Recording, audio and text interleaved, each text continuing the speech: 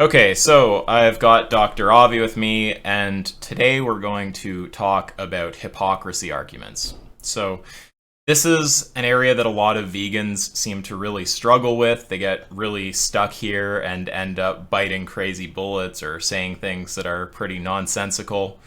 I guess we can talk about that for a minute before we take some callers, assuming there are any. So, I guess that these arguments, I don't know how to talk about the whole category except for to say that they try to suggest that the vegan is hypocritical. These are usually arguments like vegans support death for crops, or vegans buy electronics and those cause, suffering or environmental damage, or I don't know, vegans mow their lawn is a great one that Joey got recently. Some of the worst ones are vegans have screens that contain cholesterol, or batteries that contain gelatin. So this is the kind of stuff we're talking about. If I can't lay out a perfect explanation of what the category is, other than to say it's about hypocrisy, I can just give you those examples, and I think everyone kind of knows what we're speaking about. So I guess just we'll make a few opening remarks here. So one of the things to say is that hypocrisy arguments, there's like a general kind of stupidity about them, which is frequently pointed out by vegans. And this is that establishing that the vegan is doing something bad doesn't actually make it okay what you're doing, right? I mean, how many people think that it's legitimate for someone to say, you shouldn't smoke, it's bad, and because that person saying that thing smokes, well, there's some kind of problem with the statement. It's like, no, well, they're a hypocrite, I guess, but what they're saying could nonetheless be true or moral or whatever. So that's one point to make. But here we're not going to focus so much on the silliness of trying to shoot down a moral concept or a truth or something like this, empirical truth, by pointing out the hypocrisy of the other party. Here we're kind of gonna more focus on, is the other party actually even hypocritical? And we are definitely not convinced, to say the least. So I guess that, I mean, maybe I'll let you talk through some of these arguments, but we can give a sort of general take of where we stand on this. So there's basically, when someone makes these claims, there's often like a sketchy premise that's embedded in there, like, vegans oppose like all suffering or something like that, like assuming some kind of hardcore negative utilitarianism, or like vegans oppose all death. Often when you ask someone to actually spell out the argument clearly with premises and a conclusion, there's just some hilarious premise that you would never agree with. But I think that our general take for most of these, our answers do vary a little bit, argument by argument, is just that it hasn't actually been established that there is something morally wrong with the action in question. So if we're talking about crop deaths, what is the argument that utility, for example, is decreased by crop deaths? What is the argument that rights violations increase as a result of farming crops? Now, some people might think it's intuitive that, like, of course, one of these things is the case, but there are some pretty serious objections there and sketchy inferences that are made. Avi, why don't you talk about one or two of these? Maybe hit some of the really hilarious ones like LCD screens or batteries, and then we'll take some calls. Yeah. Okay. Can you hear me, by the way? Am I coming through clear? Oh yeah, loud and clear. Okay, cool. So it's exactly right. So like in the case of animal agriculture, it seems to be the case that it's really clear that there is either a rights violation or a utility drain. And the case that needs to be made for a hypocrisy argument is that it's also clear that it is a case that there's a rights violation, or that it is a case that there's a utility drain. And the case that we're making here is that that argument hasn't really been delivered. It hasn't been delivered in the case of crop deaths. It hasn't been delivered in the case of buying like sweaters or whatever that have been imported from China. It hasn't been made in the case of, there are some really hilariously bad ones. So LCD screens containing cholesterol, batteries containing gelatin. For these are things that are actually, the reason they're hilarious is, number one, they're not actually the case. So LCD screens don't contain cholesterol.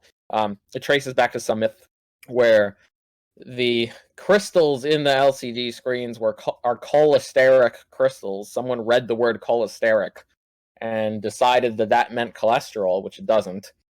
And then the hypocrisy argument was born. If you buy an LCD screen, you're contributing to animal agriculture, because where did they get the cholesterol from? Same thing with gelatin batteries. There's no evidence that batteries contain gelatin. So on that level, just they don't even get off the ground because they fail. Also, even if they did, it wouldn't be clear that it would be hypocrisy. It wouldn't be clear it would be hypocrisy for the same reason it's not clear that when someone's consuming medicine that has a few micrograms of lactose in it as a binder, it's not clear that that's hypocrisy. The contribution is so low in relation to the benefit that we may be okay with that in the case of humans. If humans were being, in the case where humans were being farmed, if there was like a tiny, like couple molecules or whatever, or a couple micrograms of lactose from humans, we may bite the bullet on that. It's not. I don't know. The amount of contribution would be like orders of like maybe like a penny, even after like years of consuming this, I would assume. So yeah, so there's that point. But the other point is just that it's not even a real thing. So yeah, I mean, you have to just make the case that it contains the same, or in the ballpark of the same normative status as why the vegan is not consuming animal products. You need to first figure out that case, and then you need to figure out if it applies to all of these other cases you want to say the vegan is being hypocritical on. And so it's really weird when someone makes these assertions without even getting to what the vegan's normative theory is. I don't know how you can assert hypocrisy if you have absolutely no clue why the vegan is vegan in the first place. So yeah, well, I mean, I would just echo all of that. Yeah, there is something particularly hilarious about assuming hypocrisy without knowing what someone values. There's usually, again, this is what I mean when I say that there's just a sketchy premise that's always just embedded in there. Like, vegans are against absolutely any suffering, right? It's like, well, that's quite the claim, right? Like, and the funny thing is, even if you were some kind of radical negative utilitarian, you could still make a pragmatic case that although like every situation here would be like kind of unethical on negative utilitarianism, some would be better than others. Avi makes this kind of case with natalism, where it's like, you know, even though negative utilitarianism in sort of like in a principled kind of way would be against birth because it brings into existence some amount of suffering, there's like a pragmatic case for giving birth anyway. So there's a similar kind of point that could probably be made here, even for the negative utilitarian lunatics among us. So yeah, and if anyone wants to know my quick, I think Avi shares this view, like this is derailing, but just of why negative utilitarianism is so fucking hilarious, is there's just this reductio that's so funny on that view, which is just you have two possible worlds, they both have zero suffering, but one has infinite well-being and the other is just an empty void. The only thing of moral value is suffering reduction. Those two worlds are equivalent. Is just like, it's just, I mean, it's hilarious. If you have those values, then okay, but that's just comical to me. Anything else before we drag some people in here? I think that's it. Let's drag the peeps in. All right, first up is this guy Skunk Cigarette, or maybe girl, or maybe neither. Let's find out. Hello, Skunk Cigarette. How are you doing? Hello, Skunk Cigarette. Test 1 2 3. Speak up soon. I see you lighting up, but I don't hear you. You have to hold it when you're talking, not just tap it when you start talking. Hello. Hello. How you doing? Hey, well, now I can hear you. Hey, great. Thanks. Yeah, no problem. A lot of people think push to talk is tap to talk, but it is. Yeah. Maybe they should have named it push and hold to talk. Push and hold to talk. So, Skunk, yeah, we're willing to entertain whatever arguments you have or whatever questions you have on the topic of vegan hypocrisy. I see you have the vegan role yourself, so I guess presumably, unless you lied to the moderators, you're a vegan. Yeah, what do you have for us? Well, I just Got to hold it down the whole time when you're talking. I just bought a house, Hmm. but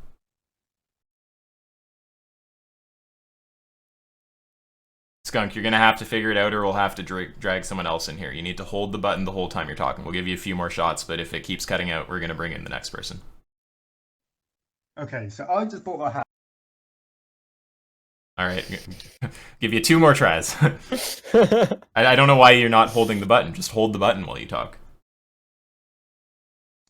Right, can you hear me now? As Yep. long as you're holding the button, we hear you. Okay, great. So Yep. I just bought a house, Hmm. but this house has a very large lawn, and I'm not sure if I should be mowing that lawn.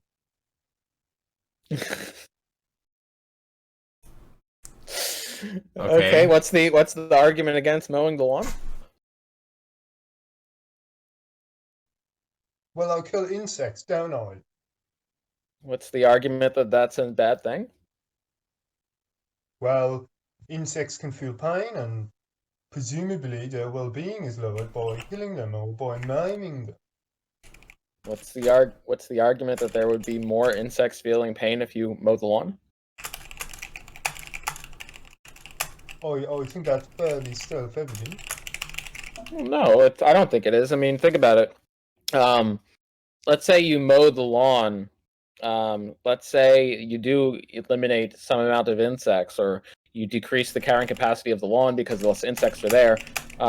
You have to ask yourself what you care about is the pain that insects are experiencing. The natural state of insects existing is you'd have to assess how painful that is. So, like for example, insects are eating each other alive. You understand that, right?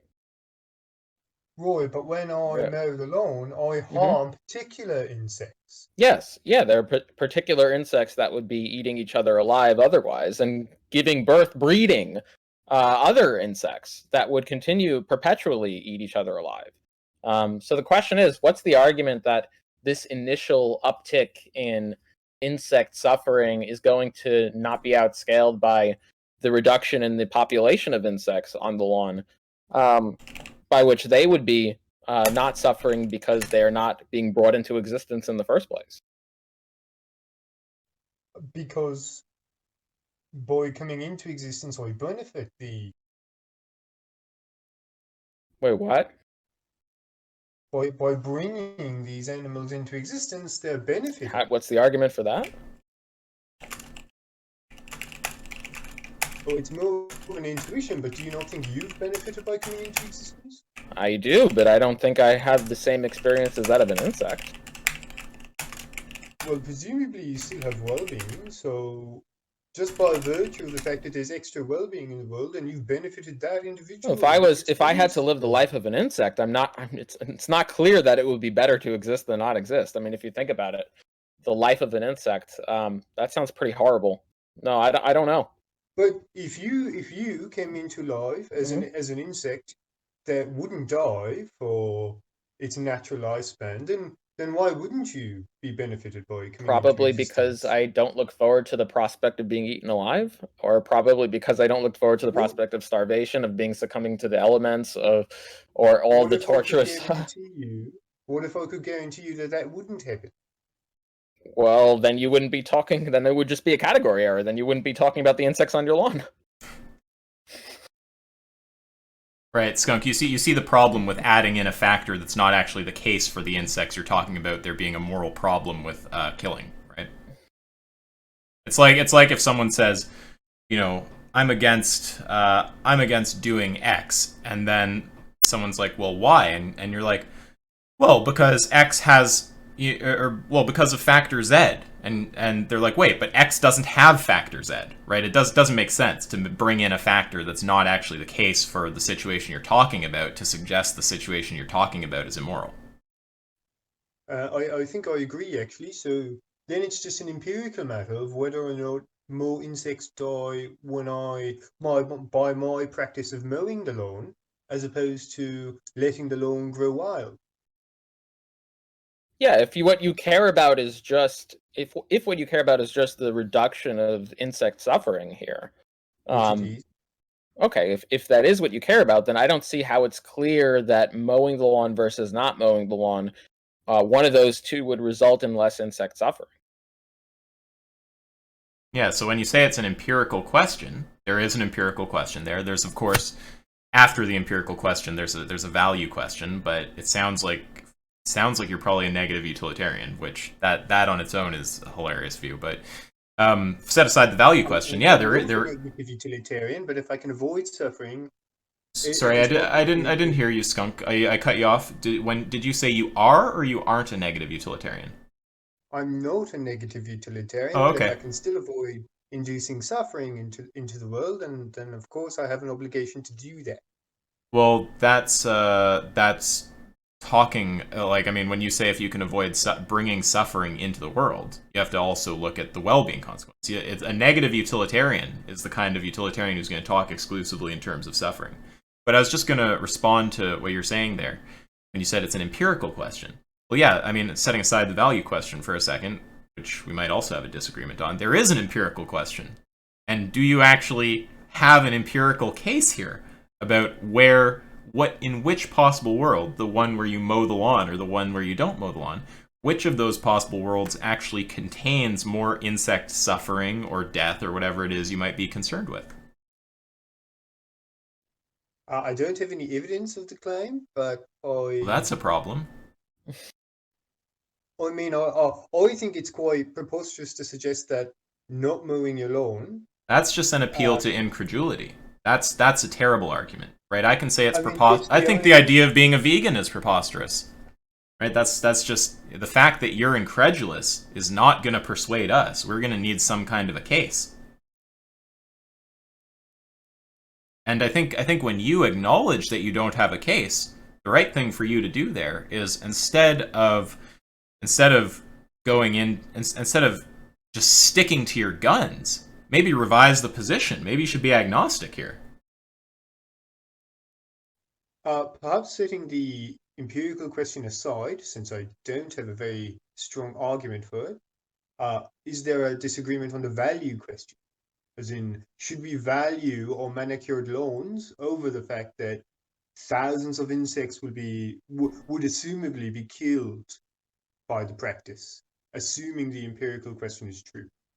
Assuming that a sufficient amount of harm occurs, there's going to be, well, calling it sufficient kind of begs the Yeah. question for your case, but yes, there is some threshold of harm. We're going to assume things here like insect sentience, etc., which are questionable.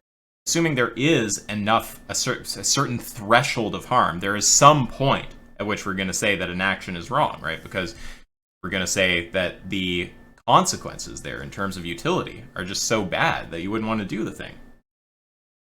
So so there's a different ways to think about the value thing. If the value question is, are we strictly utilitarians? No, we're not. But we do certainly care about utility. And yes, there is a point where we would deem any action X wrong if it generated a particularly high level of negative utility. So there's agreement on that aspect, but if what you're seeking is agreement on utilitarianism per se, then no, there's not agreement on that. So I'll we grant that value there might not be utility, it's not our only utilitarian. value. Yeah, I'll grant that there might not be agreement on utilitarianism. I'm not strictly a utilitarian or a negative utilitarian for that fact. Um, However, it's good to see that there's some agreement that utility matters. Sure. And now I guess it's just a matter of an empirical question that I have an intuition for, but not an argument for. Okay. And it is Well, something I need to consider more, I think. I would suggest that, as always happens with these kind of arguments, your case is bottomed out. So, yeah, you have your intuition. and we don't share your intuition. And if at any point an argument is developed, we're happy to hear it. Or I guess I could appeal to some empirical uncertainty. Empirical uncertainty. I mean, isn't empirical uncertainty the very thing that we're agreeing about here? That's the basis for not making the value judgment one way or the other, that there is empirical uncertainty. Right, but yes, I agree that there's empirical uncertainty, but considering that there's empirical uncertainty and considering how wrong it would be to mow the lawn if it is the case that more insects are slaughtered by mowing the lawn, then sure. No, it's just so you can make the same argument the exact opposite way around. There's an uncertainty, and it may be so wrong to not mow the lawn. Because maybe if you were to not mow the lawn, there would be far more insect death and suffering if you had not mown the lawn because of the same uncertainty. It goes the opposite way around as well. Right. You don't want to make a case that's susceptible to like a kind of mirror argument, right? You don't want him to be able to just mirror your case back at you, and then you have an equally strong argument the opposite direction. Yeah, okay, so then it is just an empirical matter. Okay. Well, and if we've convinced you not to be, having some extreme moral worry about your lawn, I think that's a good thing. I think vegans get into the most hilarious, like, mental puzzles here. And in a way, I shouldn't laugh at vegans for it, because obviously they're well-intentioned. Like, the thing that's making them get all wound up is that, they want to make the world better.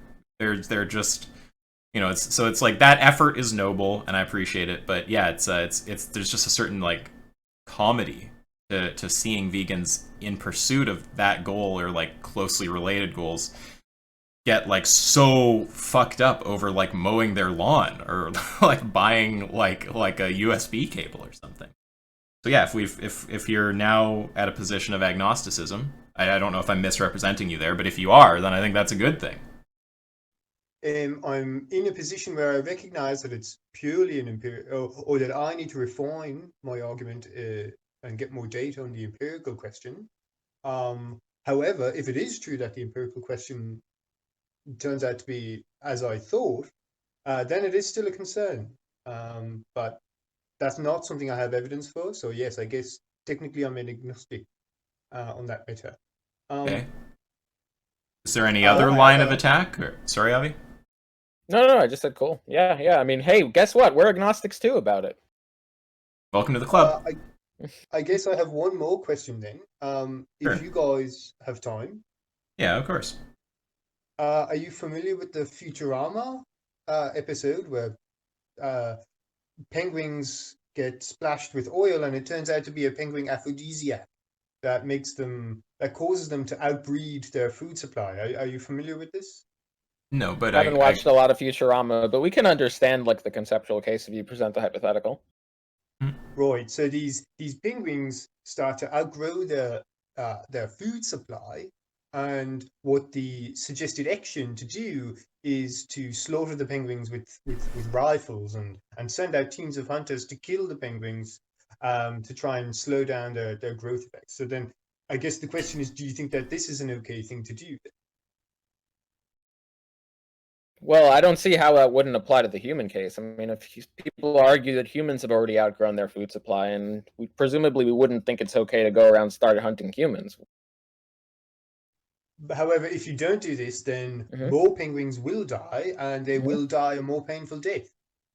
Yeah. So there is a threshold by which we would say yes to that question. So if you can make the empirical argument that there's some threshold at which far more penguins will die and live a more painful death, sure. It's not clear that the natural state of a penguin is. I'm not sure how much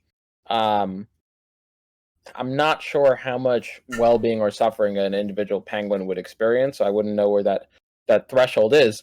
But I would consider it a rights violation. That's the key point here. If going out and killing a penguin, to like shooting a penguin just with that action, I would consider that a rights violation. at some point that could be superseded by the consequences. So the answer is at some point, yes.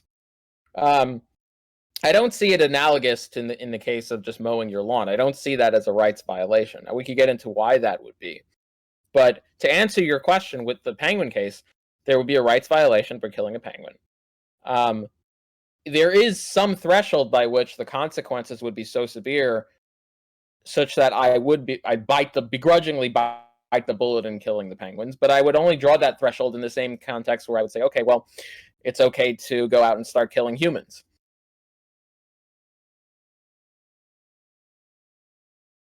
Don't forget your push to talk. Yeah. I guess I just don't think the penguins have rights, but again, this gets into some shaky waters on meta-ethics. Well, yeah, I mean, rights versus consequence and stuff sounds more like normative ethics. But maybe there's some meta-ethical concern there. But granting penguins don't have rights, I guess your only concern at that point is utility? Yes, I think so. Yeah, so if your only concern is utility, then it's kind of just trivial to say if it's the case that utility is increased by X, where X is like killing penguins, killing people, you know, raping infants, whatever it is. If utility is the only concern, it's just going to be kind of trivial to just say, well, I guess you have rights concerns in other cases, but in the case where you don't, it's going to be just trivial to say, you know, if the utility comes out in a given direction, you do the thing. Right? Of course you would if utility is the only concern.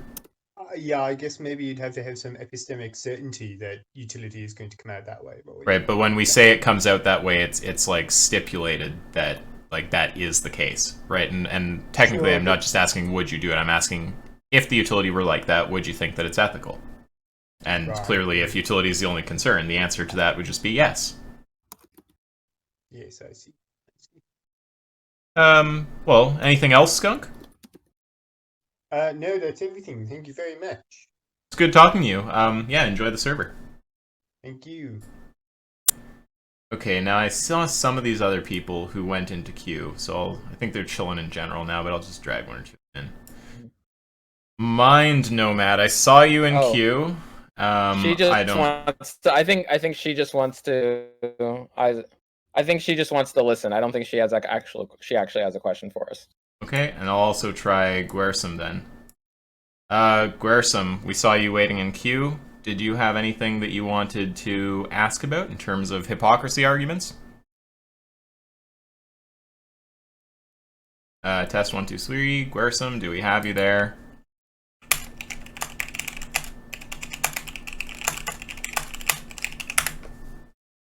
Well, I don't know, dude. It looks like people are coming up short with hypocrisy arguments. Not a lot of I mean, we did get the lawn mowing. Oh man, first one. Yeah, the lawn mowing view is just absolutely hilarious. All right, well, I guess this person doesn't seem to want to talk. Yeah, well, I don't know. Oh, I see one or two coming through verification. So I don't know. Maybe we'll like talk for a few more minutes and drag one or two of them in. I think Fedo just sent one through. Okay. Well, I don't know, dude. I think we might be that might be all we're getting here. I don't know if we're gonna get any more hypocrisy arguments. Well, so, at least we got the mowing the lawn. That's true. I did like when he said lawn mowing. I instantly facepalmed. Like, just no way. Like as if that. We're already here. We're already here. Oh, Guersum's back in queue. Yeah, what up, Guersum? You're gonna have to unmute yourself. Oh, yeah, I think he has to set up push to talk. Yeah, turn on PTT, my friend. Let's see. It doesn't show that you're on mobile, so you're on a computer. Bottom left, beside your name, there's a microphone, headphones, and a cog. Click on the cog, then go to voice and video. It's about halfway down the page. Just turn on push to talk. Set a key that you like. I mean, we can try him with voice activity. I just worry about voice activity because sometimes we get lots of echo. But yeah, here I'll give him voice activity permissions. Use voice activity. Okay. You should be able to unmute, Gwersim.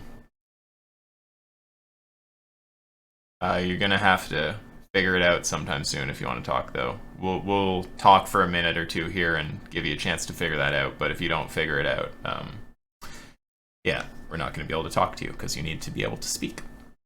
So yeah, the lawn mowing point there, yeah, that was absolutely hilarious. I was hoping we might get a technology though or something. We covered the batteries. Oh yeah, do we want to talk about like, I don't know, maybe like sweatshops or something, or slave labor though. That's usually the upgraded version of sweatshops though. Slave labor. Yeah, I mean well. Oh, 1 second. Here's Frogpole. Gwersim, I'm putting you back in queue. You figure that out, and you know, we'll try you again in a minute. Oh, did Frogpole leave? Oh, okay. Well, whatever. Never mind. We got you back, Gwersim.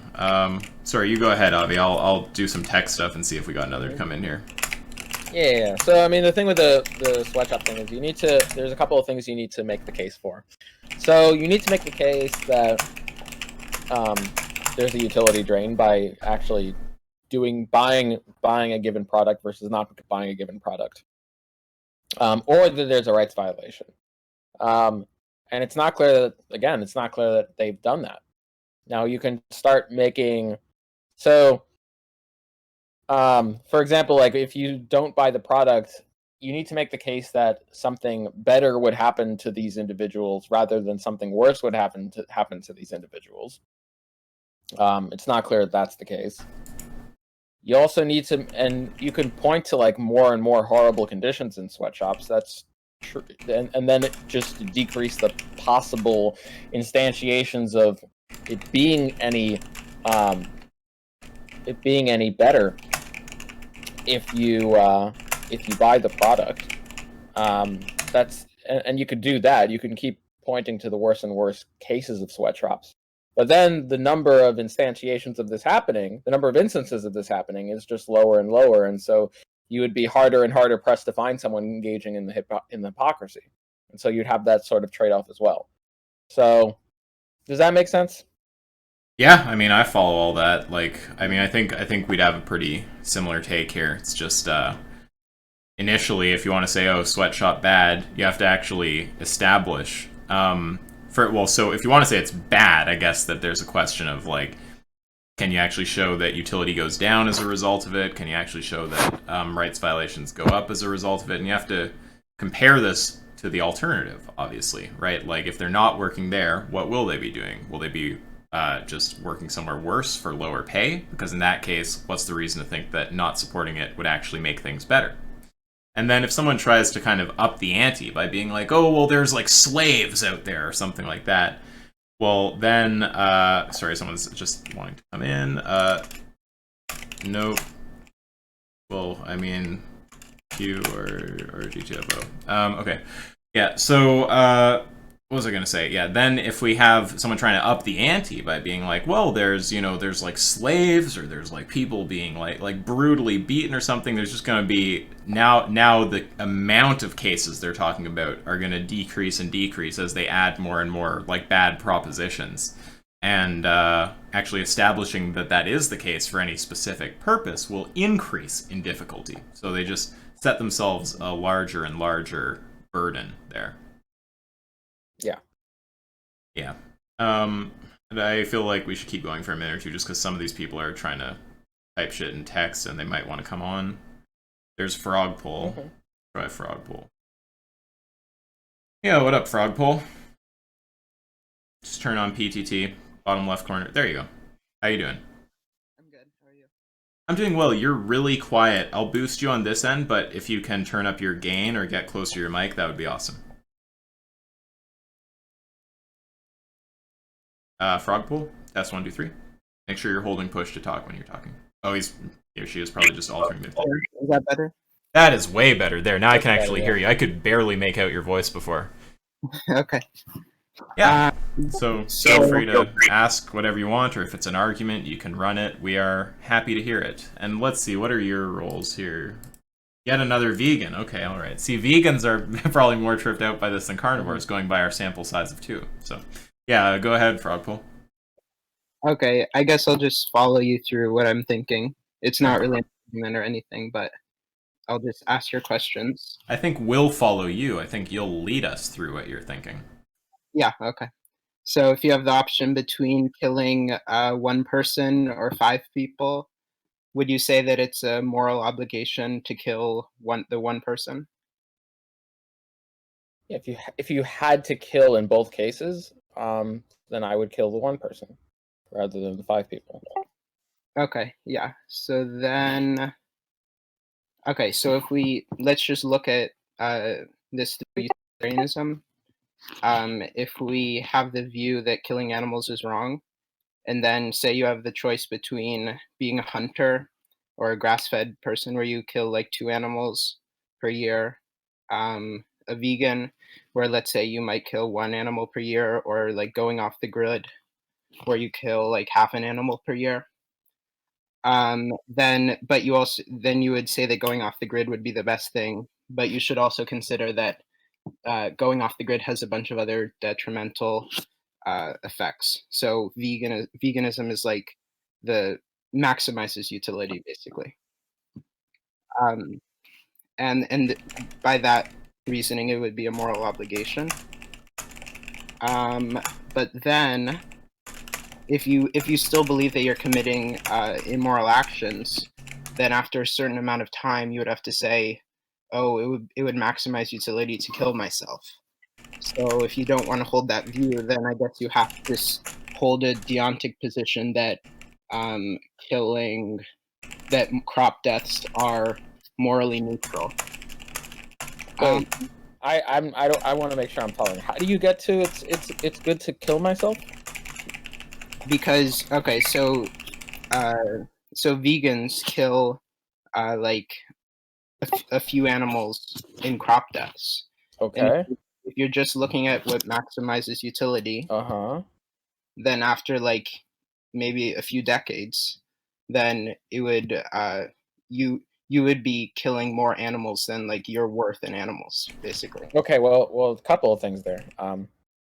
So number one, you don't have to actually show that the crop deaths actually result in a decrease in utility. That's one. Could be that crop deaths actually result in an increase in utility. In and of themselves, regardless of the external utility produced by the crop itself. Secondly, you have to actually show the utility produced by the crops for the human consumption doesn't outscale the rate at which utility is generated or disutility is generated from the crop deaths. So a human that's consuming crops generates a certain amount of utility per year. And then even if you want to make the case that there is some disutility of crop deaths, then you'd have to show that disutility per year is greater than the utility that's being generated from the human consuming the crops per year. Do you have a case for that?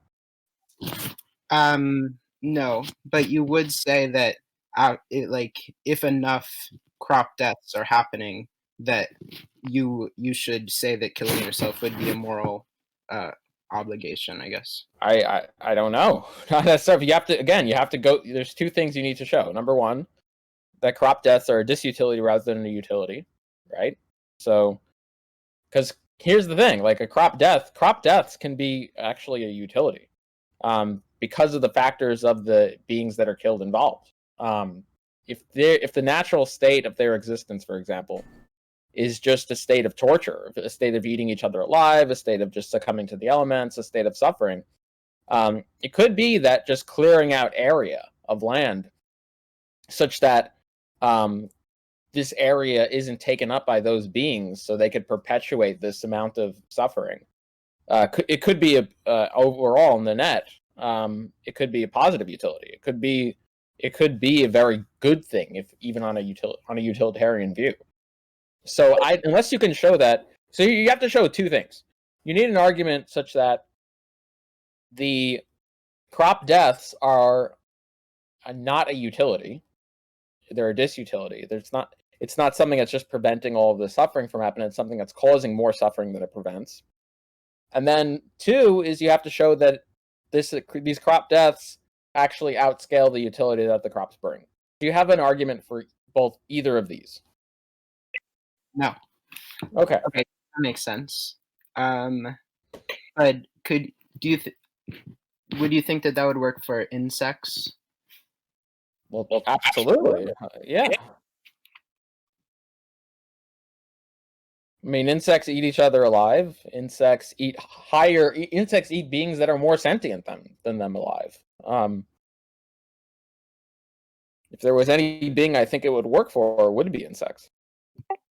Okay, yeah. Okay.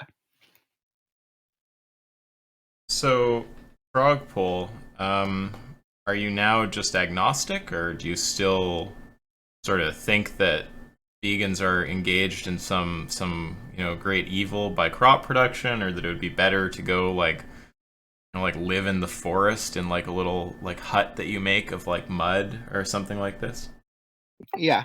Well, I never thought that vegans were engaged in immoral actions because I viewed like protecting crops as I had a deontic view that protecting crops was like amoral. Like you can protect your own property and that's fine. Whoa, what if well that's quite a view to take. See, here's the other thing that we should have probably covered in this is how bad some of the vegan solutions are to these problems. I told myself actually I wanted to mention that at the start, but I didn't. Like some vegans will try to use the intentionality point. The intention isn't to kill. That's a really bad one. Even like Joey's woke on that now. He was shutting his audience down hard on that point last time I saw it. Or there's the whether it's like fundamentally necessary for the action point. But yeah, if you're trying to take some view where you say like it's just deontically okay to protect crops, what if it caused infinite suffering to protect a single stalk of corn? Well, I have the threshold. Okay, so it's not a purely deontic view.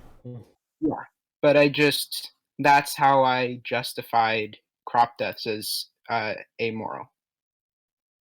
Well, I mean, it seems like to give them a status of amoral, you would have to be aware of their exact like effect on utility or on rights or whatever. And if you're not aware of that, you shouldn't be taking an immoral, amoral, or moral position. You should just say you're agnostic. I also don't see how it would be amoral. You can say morally neutral, but amoral is not necessarily the same thing as morally neutral. I was taking it to mean morally neutral. That's a good point, though. Sure. Right, morally neutral. That's surely what you meant, though. Not having moral status, just being neutral in terms of utility and neutral in terms of impact on rights or something like that. Yeah, that's what I thought. Yeah, but don't you realize that actually is like a positive claim that would require you to be able to show the utility calculus and show the rights calculus? Because I originally thought that it would actually decrease utility, but I could see what you're saying, how it could have no effect or positive effect. Yeah, so there aren't clear arguments for that that I've ever seen in my years being vegan. But yeah, this is just one thing. Well, we got some people queuing up also. This is one thing just worth noticing though, like the claims that John has $5 in his bank account, John is $5 in debt, he's -5 in his bank, or John has $0 in his bank account. Those are all claims. Zero is still a claim, right? So what your real position, if you just don't fucking know, is not, yeah, John has $0 because I'm not sure if he has positive or negative money. It's no, I just don't fucking know how much money's in John's bank account. So by analogy here, if you're not sure about the utility calculus, don't push talk when I'm talking because it echoes. If you're just not sure about the utility calculus or the rights calculus, then don't make a positive statement about it being in the middle or something. Just be agnostic if that's the case. Yeah. If it did, like if somebody calculated that you would decrease utility by through crop deaths, then could you make a deontic argument for like defensive property? Well, we're going to take a kind of threshold view where there's going to be some threshold of negative utility that they'd have to get over, and we'd have a kind of parallel threshold in the human case. So we don't mind some degree of utility decrease, but it would have to be It would have to be enough to clear the threshold. And the other point is, even if you are just some kind of pure utilitarian, if there's agnosticism on the empirical question, you don't even need to appeal to any kind of deontic threshold. Yeah, okay, that makes sense. Anything else? Any other questions about it? You know, you don't have to have perfectly formulated arguments, but if anything's tripping you up about it, feel free to ask. Yeah, I guess the last thing is, if you have to say the effect on utility of if you say that you're agnostic on the effect of veganism on utility, then how can you say that it's a moral obligation? Wait, where did we ever? What? When are we saying that we're agnostic on the effective utility of being vegan? Didn't you say that? Okay. We're saying we're agnostic on the utilitarian effect of crop deaths. Not on being vegan. Okay, yeah, that makes sense. Yeah. Sorry. Okay. Yeah. It's like the distinction between being agnostic about the overall effect of like buying a car versus of like wheel production. Right? Like we might be like, fuck it, I don't know how the wheel production contributes, if that's a like pro tanto reason against or for, or if that contributes a little negative or a little positive. But I'm convinced the overall effect of cars is positive or something like that, right? Like you're talking, the crops are a component part of the like utility and rights effect of veganism, and someone could be agnostic about a component part, but not the overall thing that it is a component of. Yeah. Okay, that makes sense. Thank you.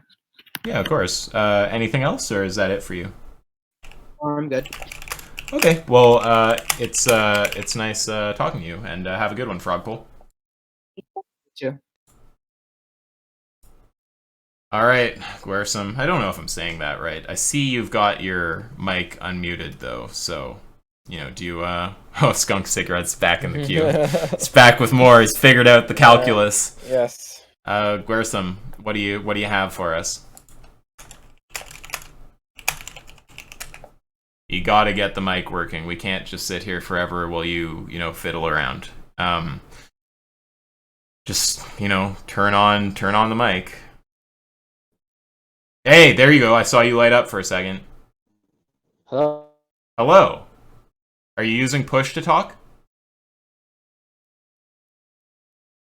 If you're using push to talk, you gotta hold the button the whole time you're talking.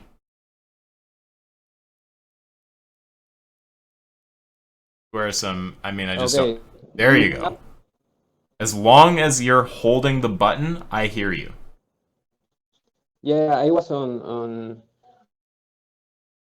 the phone, not using the app. That's because I wasn't able to talk. Okay. So that's fine. So what do you have for us? What do you want to ask us about? Or if you have an argument, what's the argument you want to give? Okay. Okay, Guersum, your technical problems are brutal for us. We can't deal with that. Like, we'll give you a few more tries, but you have to.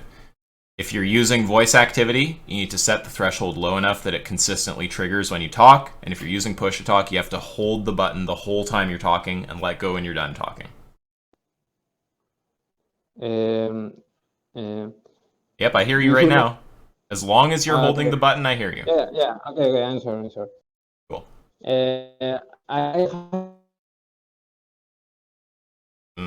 Guersum, you keep cutting out. It's really brutal. You want to try again? We can give you one or two more tries, but it's just you got to have a functional thing going. We'll give you one or two more tries.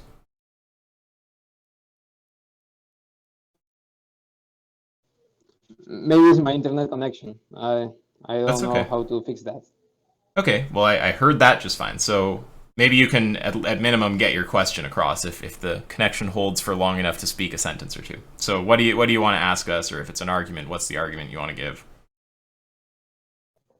And do you think that is hypocritical to see a movie in which horses are being right? How do we not think of that one? That's a classic one. You want to go for it, Avi? Well, no, I don't see how it's I don't see how that would be hypocritical. What's the argument that it's hypocritical? No, I don't think that it is here, but it's like I am supporting financially something that will be used to exploit horses. So What's I don't see really the difference. wait. What's the argument that it would increase the amount of horseback riding? Well, it will not increase like too much, but the horses. Imagine like a movie where the ancient Rome and like I don't know 100 horses were exploited. It is okay to see that movie. I don't understand why we would have reason to think that additional horses would be exploited or whatever right we want to ascribe to it by us seeing the movie. Like, and if we did have a reason, then fine, we can make that case. But I don't think if there's people riding a horse in a movie, I don't think people are like, wow, this movie where people were riding horses in it, it really sold well. It must be because we were riding horses. Let's just get more horses and put more horses in movies, and that will sell more tickets.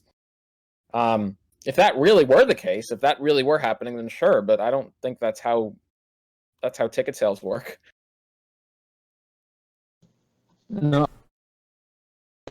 I don't think that me seeing the movie will increase the number of horses that were exploited, but I am giving money to the people who has. Are you creating demand? this- Are you creating demand for horseback riding? Is the question.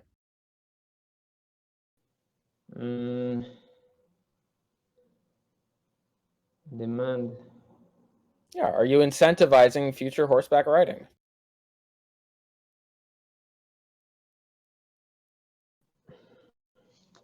I don't think so.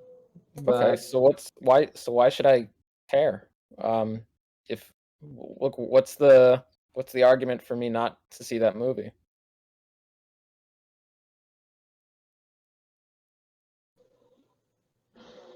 I don't know.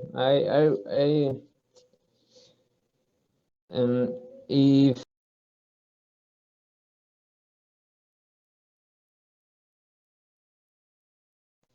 but well, wouldn't this be like similar like to buying I don't know a jacket made of leather?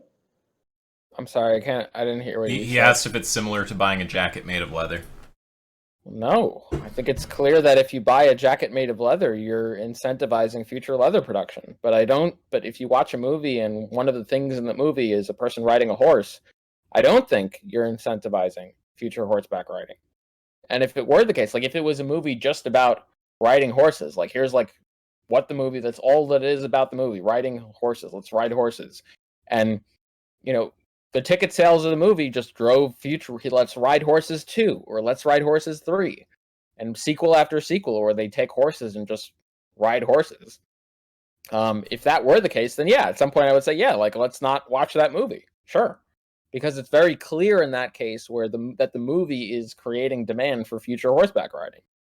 But if you're just giving a movie and one of the things in the movie is a horse being ridden, I don't see how me purchasing a ticket for that movie creates demand for more horseback riding. Okay, I see. Anything else, Squaresome? No, that's all. Okay. Well, it's nice talking to you, and you know, if you're now agnostic about seeing movies, I suppose that's probably a good thing. It was just a doubt. I never think that. But thanks for taking the call. Sorry, I didn't catch the last bit. Say that one more time. I didn't think that it was immoral to see movies, but Oh, okay. I just like it's I don't know, it made me think. But thanks for taking the call. Anytime, dude. Well, I mean, I guess really not anytime, but we appreciate talking to you. Have a good one, Gorsom. All right, I know one or two of these others are in here. They just went to go listen in general. BEP, we saw you waiting around in queue. You got some question or some argument or something like that? You'll have to turn on push to talk if you want to speak in here. I'll give you a minute to do that. Avi, while we wait and see if this guy has got anything to say. Well, actually, I should maybe also say, Kirby, if you want in, now's the time. I guess we should maybe also talk about some of the bad arguments that vegans give in these contexts. So I think one of the most common ones is that the crop deaths, the reason that they're not problematic is just the intention of the vegans. So, I mean, I can point out one or two issues here, and then I'll let you deal with the next one, the fundamental. I don't know, that we'll talk about that in a second. So, the problem with the intention objection, BEP, we're going to drag you out, and then we'll let Kirby in next. Problem with we'll bring Kirby in. Kirby, we're just going to talk through one point, and then we'll let you go. So yeah, the problem with the intention objection is, well, first of all, a carnist can just say the same thing, right? They can just say, well, my intention isn't to cause the animal holocaust, it's just to eat a burger. The animal holocaust is just like, that just happens, it's just there, that's just in the way. The animals are just in the way of my burger, in the same way you don't intend to kill the pests, they're just in the way of your crops. So vegans will try to say that doesn't make sense to reply, but it actually does, and it completely destroys the intentionality argument there. And then there's this kind of additional point, which is not just to look at how a carnist could use the same argument, but just to look at what you're really saying there. Like, are you saying that if someone, ends up just murdering like trillions of people, but their intention wasn't to do that, that something bad hasn't happened? And don't vosh here, don't equivocate action and actor. Has a bad thing happened? And imagine saying, no, a bad thing hasn't happened because of their intention. It just seems insane. I think you're answering to Beep, but you switched me with Beep. Beep was, he didn't have his mic working, so we brought you in first. What's up, Kirby? Okay, so you weren't. Sorry. I thought you were trying to answer someone that wasn't there. So no, we were just talking through a point. We had started talking it through while we were waiting for you. So. Okay, sorry. Okay. Yeah, no. It's that's totally fine. Go ahead. What do you have for us? You got an argument? You got a question? Few questions? Few arguments? Let's hear it. It's a bit complicated. Let me explain that. When I've tried to put it in text form. If you want, I can message it to you, or I can just read it. Well, I mean, you can try to talk through it, and if it's confusing and we can't follow, then maybe we'll do the text at that point. Okay. So when people bring electronics, though, I think most of the time they're saying that you cause suffering by buying it, and therefore you're an hypocrite because you pretend that you want to minimize suffering. But in this specific area, you're not doing it. And apart from the position, from the agnostic position, which would be to ask the person, prove me that I cause more suffering by buying it rather than not buying it, which seems to me to be a good answer, but it's not very good in street debate when you're doing activism, I think. A possible answer might be that the product produce more positive utility than negative utility, which would therefore make it okay to buy it. But that leaves me with the burden of proof to define utility, and I feel I lack some understanding in philosophy to put proper words on what I think. And I find it easier to say that it produces more well-being or pleasure than it causes suffering. but I find all of those terms to be ill-defined, and I define myself more as a preference utilitarian. So I don't put a lot of value on pleasure or suffering per se, but on the satisfaction of preference. But it's complicated for me to explain what a preference is and why would it be more valuable than pleasure and so on. And that's, I have a problem on those things, so maybe you can help me to define those terms. Well, I'll say something about preference utilitarianism, and then maybe I'll let Avi reply to some of the things you said there also. So, one issue I have with preference utilitarianism is I find there's something like that seems deeply bad to me about, for example, a situation where a rapist's preferences, like two rapists' preferences, are satisfied and one victim's preferences are violated. Like, I just don't care. I think that what they're doing is wrong. I'm not concerned really with what maximizes preferences. I mean, I might be concerned on some level. I like people to be able to realize their preferences, but like, it just seems crazy to say that that's the object of moral concern. And in terms of your question, I think you were on the right track with your first answer, where it's not clear that you're causing more, even if you're a preference utilitarian, and to make the case that it's not clear that you're causing more preferences to be actualized than not actualized. You say it's not good for activism, but what someone's trying to do is they're trying to make the case that you're being a hypocrite. The burden, that's a claim. The burden of proof is on them. It's up to them to show that you are a hypocrite. It's not up to you to show that you're not a hypocrite. Right? There's a general point here to be made about arguing, which is, like, it's good to know what the burden of proof is, but it's a whole other thing to have, like, a sensitivity to who has the burden at any given moment. And that's, like, one of those factors that goes into actually being, like, a strong debater. And actually just into being a strong thinker, because you can think yourself into crazy fucking rabbit holes by not noticing when you've got the burden of proof.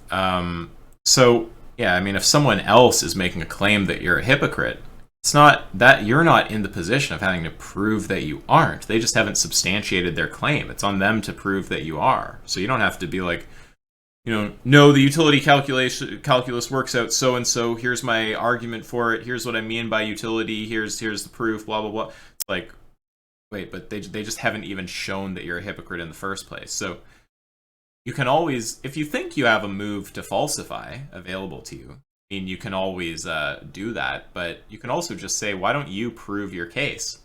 And you might say, in a sense, the move of falsifying what they're saying is stronger than just asking them to substantiate their case, but I usually have a pretty strong preference for the latter, because I feel like people, I get annoyed when they aren't sensitive to who has the burden of proof, and I'd rather make them realize who has the burden of proof than falsify their case a lot of the time. So yeah, what do you say in response to some of the things we've given you there, Kirby?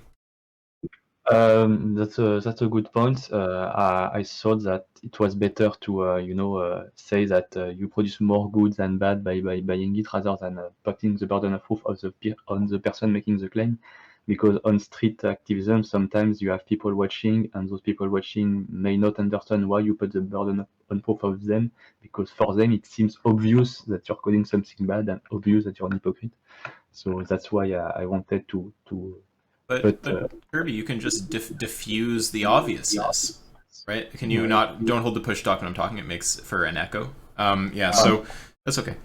So yeah, I mean, I understand that you're saying, well, even if I agree that technically all that I need to do is put the burden on them, I think that it would be optically effective in activism context to actually falsify their point. But I'm not actually convinced. I think that that's a further empirical claim, right? You have to, there's a further proof you'd have to give that one is optically more effective than the other. It raises utility more to falsify than to place the burden where it deserves to be, right? That's not clear either. And I think that you can be clearly pretty effective by just like undermining what the other guy is saying by showing where the burden is. It's like, wait, okay, so you're suggesting, I forget your exact scenario because I was trying to queue up some people, so I was letting Avi listen and reply to it, but, you know, say that there's some hypocrisy claim, like, oh, you're hypocritical for, like, buying shoes or something like this. you can just say, okay, well, if I'm hypocritical, I must be violating one of my values, right? So what value do you think I'm violating? Oftentimes they'll spell out a value you don't even hold, like reducing all suffering to zero. You just be like, well, I'm not some insane negative utilitarian. But say that they specify a value that you do hold, well, then there's an empirical question, right? It's kind of, you can think of it kind of like modus ponens, like if you have this value something like if this empirical fact obtains and you have this value, then you ought to have this response. You have this value, this empirical fact obtains, therefore you must have this response. Now, you can say they establish the value premise properly. You're like, okay, yeah, I have that value, sure. There's still the further empirical claim they have to make. They have to actually be able to show that, for example, in the case of buying shoes, say the value was utility or something like that. Say you're just a strict utilitarian for the sake of argument.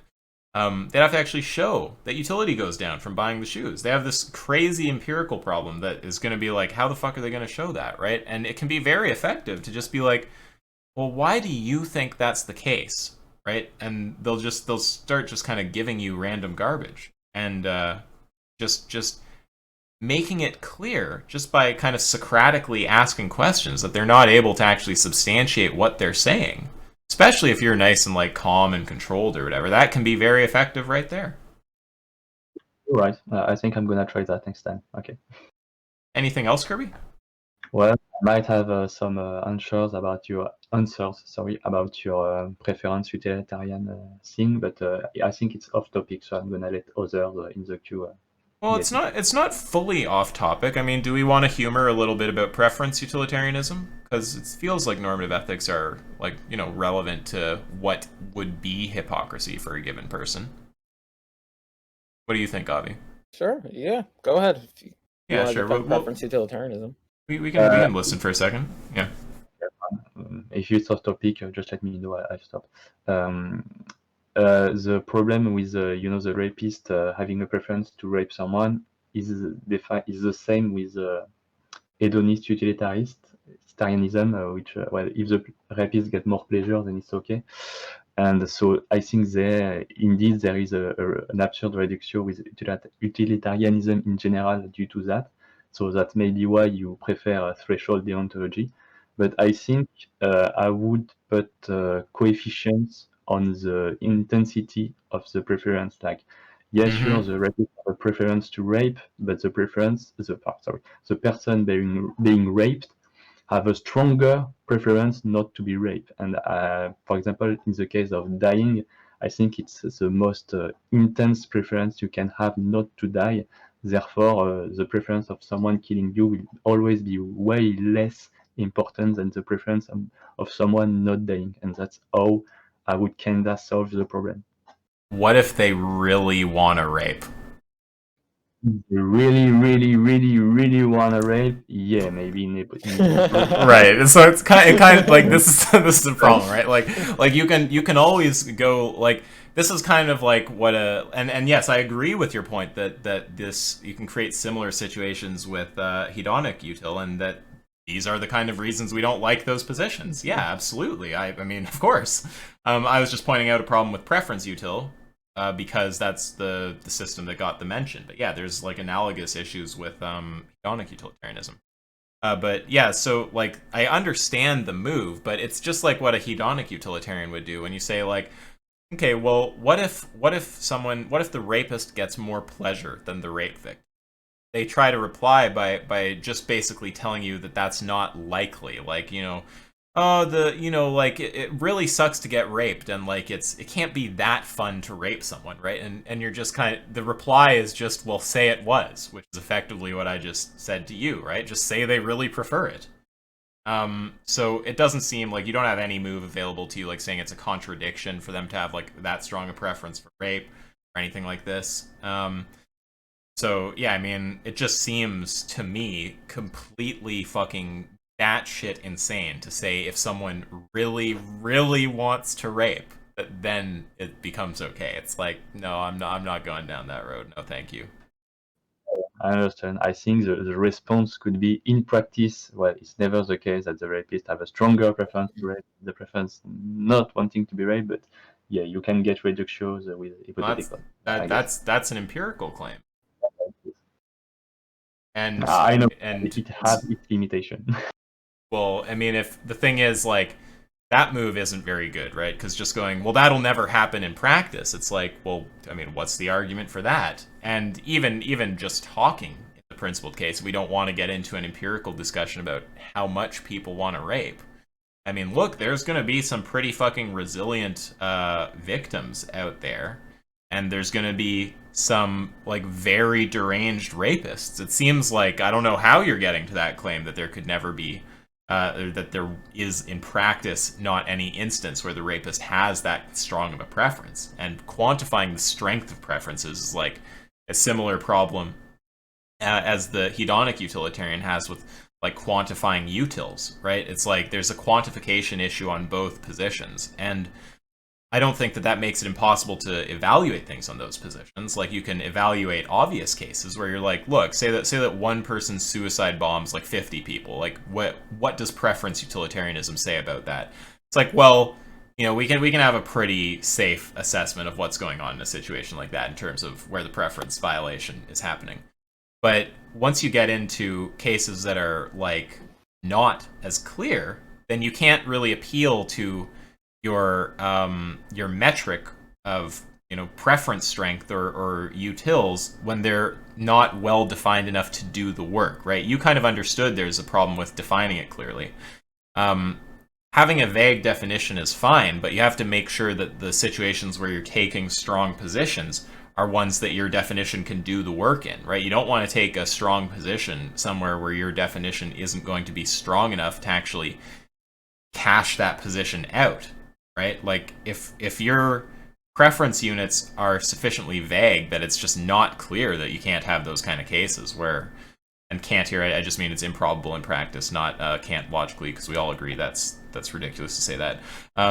You have to actually have some kind of preference quantification thing going on that's clear enough to be able to actually make that kind of empirical claim about like what percentage of rapes have a rapist who wants to rape that much or something like this, right? And that's just like, it seems like your idea of what like a preference unit is or something is like not clear enough to do the work you want it to do there. Okay. I might want to ask you, in the threshold deontology, what do you use as a utility? Because I think you use utility as well as rights, but do you use pleasure, preference, or something else? I think that I'm more comfortable with hedonic utility. I haven't given that a lot of thought, though. What do you think, Avi?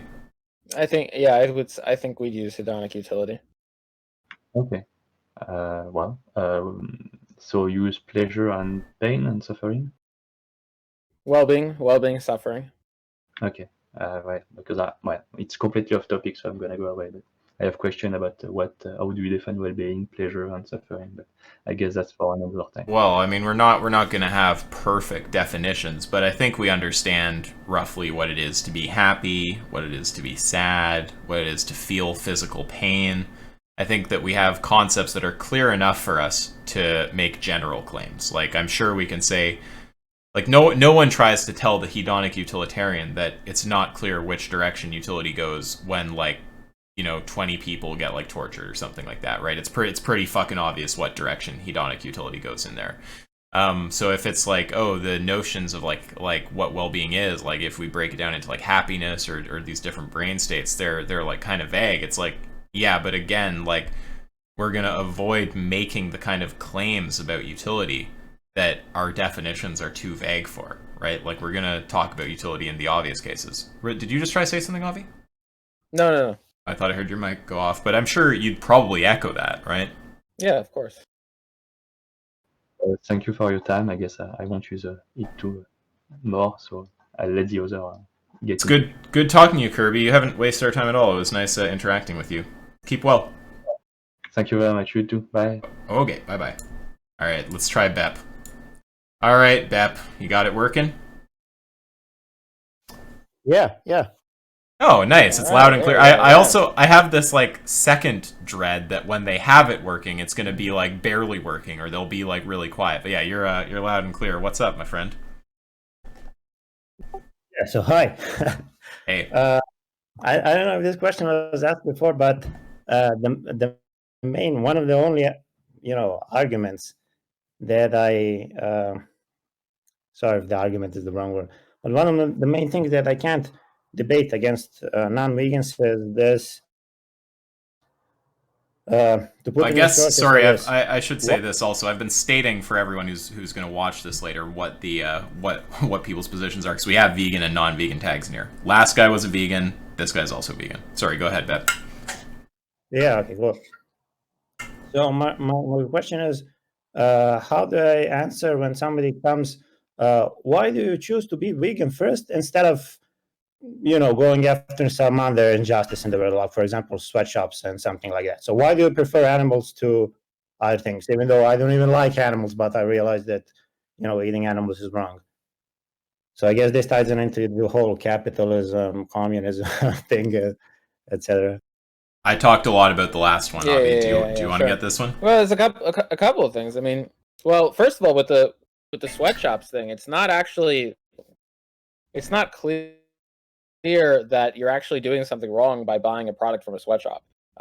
You have to make the case that to say that it's wrong, if you're talking about a utilitarian view, you'd have to make the case that utility decreases when you purchase that product. I don't know how you make an argument for that. It seems very clear that utility drastically decreases when you purchase meat or animal products, for example. The way to put this clearly is, imagine if we had sweatshops that really did to humans what animals did to humans, what we do to animals. So imagine we had sweatshops where, like, we just slaughter humans and we just harvest their meat and sell it in a grocery store. Would anyone make this argument like, oh, why would you start by not buying the human meat in the grocery store? Look at how many other injustices there are. Look at all these other injustices. Why would you start here? Like, there's so many other injustices you could focus on. Why would you focus on not buying the human flesh from the grocery store? Does that sound like any sort of reasonable argument you would accept? Yeah. The thing is, I guess many people who come with this, argument, with why do you go vegan first, don't actually, have any research done themselves. They just go like, oh, there's millions of people dying, for you to use that computer, the lithium mining, child slavery, etc. Even though I really tried, Googling these things. The moment I went vegan is when I watched a slaughterhouse footage. So I saw it, the first time I saw it, I was like, oh man, this is disgusting, and you have to change. Then when people came to me, oh man, you shouldn't buy those shirts, you shouldn't buy a computer, blah, blah, blah. Then I actually Googled, I tried to find, sweatshop videos and things like that, and I just couldn't find any of those data. So even when people come with me to this, I have a feeling they're not, honest, or at least research enough. So I can't tell them, oh, you're lying, people aren't dying mining, lithium or sweatshops or whatever. The burden of proof is not on you. The burden of proof is on the person claiming that you're making the claim. So if they want to claim that you have just as much reason to start with not buying products as you do to stop buying animal products, like that, they have to actually make that case. So they have to compare, like, the utility. They have to have some kind of analysis of the difference in utility if you were to buy this product versus not buy the product. In the case of the sweatshop, do the same thing in the case of animal products, and have it come out one way or the other. Yeah, I'm noticing a theme here is people not noticing who has the burden of proof and when. That's been like we've seen that like a few times in this series of calls. So there's definitely, it's kind of interesting actually to do things like this because you get a sense of what it is that's fucking people up. Yeah, it's very important to not grant their random fucking assertion that you're like, whatever it might be, that you're decreasing utility or you're like causing some like horrible thing out there. Like, they have the burden of proof if they want to make those kind of claims. They need to actually substantiate that, right? This is always a two-step kind of thing. It's like, if you have this value and this empirical fact obtains, then you should have this response, and if you don't, you're a hypocrite, right? You have this value, this empirical fact obtains, therefore you should have this response or you're a hypocrite. That's always like kind of what the argument structure is going to be like.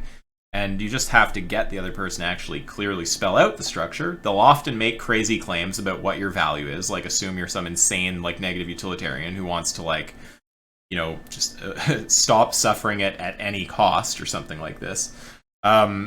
Or if they get the value claim right, they'll often make a fact claim that's just completely insane about what your actions are contributing to. So it's important to not thrust the burden of proof on yourself to falsify claims that haven't been established in the first place. I see. So just be really quick and putting the burden of proof back onto them. Well, yeah, I mean, you can like say that you were the person making the hypocrisy argument, right? Why don't you try to run the argument on us, and you can see how we would apply to it. Yeah, that makes sense. Well, I mean, go ahead if you want to. Like, what are there? So, like, what are the instances of hypocrisy or alleged hypocrisy that you struggle with? Like, what are we talking about here? I was managing a bit of the tech stuff, so I didn't hear the start of your point while Avi was addressing it. Are we talking about sweatshops or electronics or crop production? Like, what are we talking about? Mostly it's electronics or sweatshops or things like that. I didn't want to be, general about this, but for example, let's go. Why aren't you being vegan? Oh, why are you using that iPhone? You know how many kids died for that iPhone, for example. Okay, so Yeah, that's hilarious on multiple levels.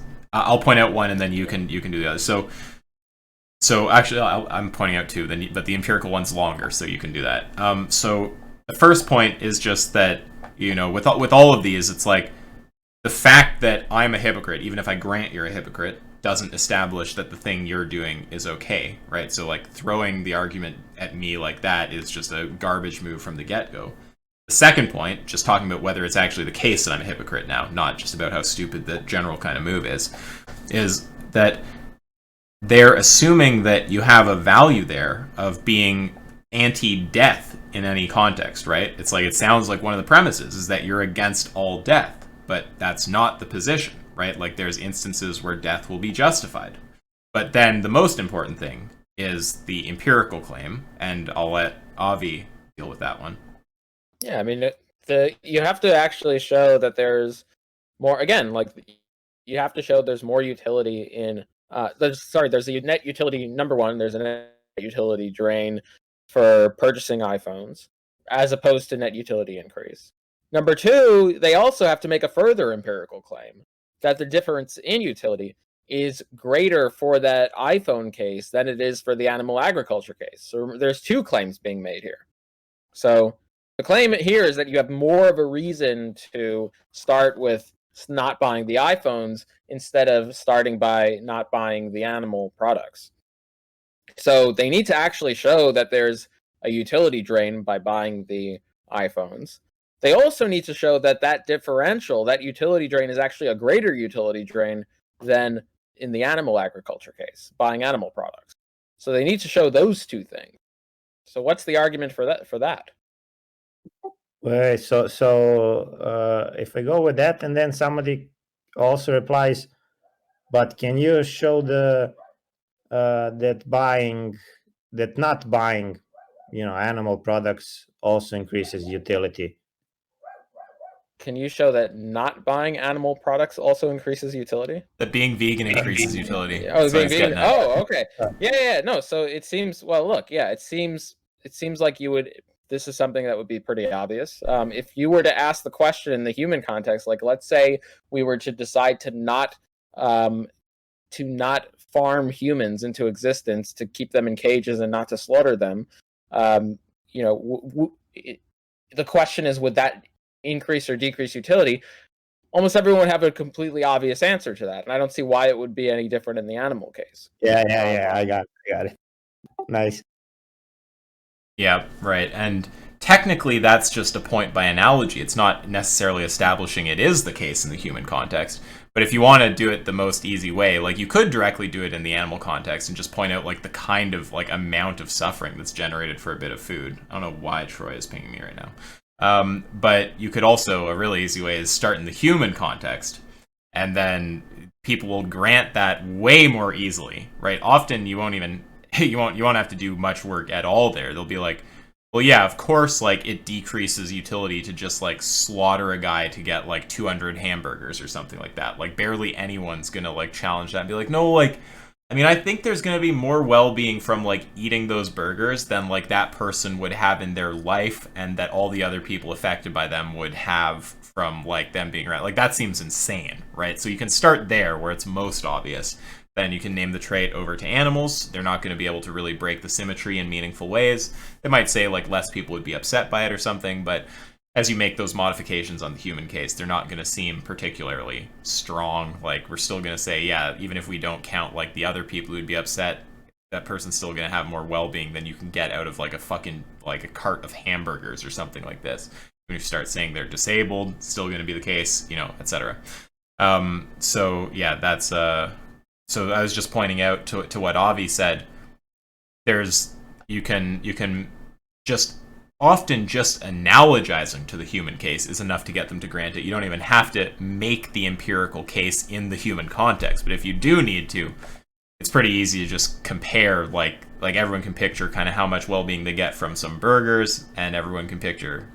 You know, if they can't picture exactly how much well-being is in someone's life, they can picture that it's a lot higher than the burgers. I mean, that person will eat an equivalent amount of food that's tasty in their life to the burgers. Like, in fact, they'll eat far more than that. So it should be really obvious that you're removing more utility by killing them for the burgers, right? So yeah, it would just start in the human context. That might be enough just off the get-go. If they force you to establish it, you can make kind of points like that, and you know, if they reject that, it's just going to be like insanity. And then name the trait over to the animal context, and then you've got the same kind of case that, yeah, I mean, it seems pretty fucking obvious that veganism will increase utility. And substantially so, to the kind of degree where we'd feel it's important to act if this were the case with humans. That's great. Thanks, guys. No problem. But keep in mind also, that's like a further point of establishing why veganism is good. Is that even dealing with a hypocrisy argument? I guess they could say you're taking an agnostic position with like, I don't know, like crop deaths or whatever the hypocrisy consideration is, and you're taking a non-agnostic position, and taking the non-agnostic position is hypocritical. But yeah, then you can, if that were the way to try to establish hypocrisy, it seems pretty fucking easy to break that symmetry. Got it. Thanks again.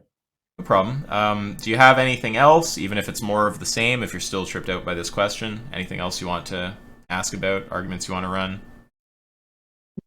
It would be just versions of the same thing. So either pertaining to sweatshops or electronics or something like that. Sometimes going through kind of variations on a theme can actually make the theme clear. So if there's another that, even though you think we're going to say the same kind of thing, you just can't exactly picture how we're going to deliver it or how it works out, I mean, just go ahead and ask it. Do you want to talk about sweatshops? Do you want to talk about what do you want to talk about? Yeah, I guess the second example would be sweatshops. Okay. Do you want to get it, Avi? Or do you want me to get it? Well, we talked about sweatshops in the first case. Yeah, it's the same thing. So you actually, there's two empirical questions. Well, there's the assumption that, okay, so the empirical points I'll just cover. So 2 empirical points. They need to actually show, if they want to make the claim for hypocrisy, they need to show that there's number 1, a utility drain by buying products from sweatshops. Number 2, that the utility drain is comparable or greater than the animal agriculture utility drain. And I don't see where there's any argument for that.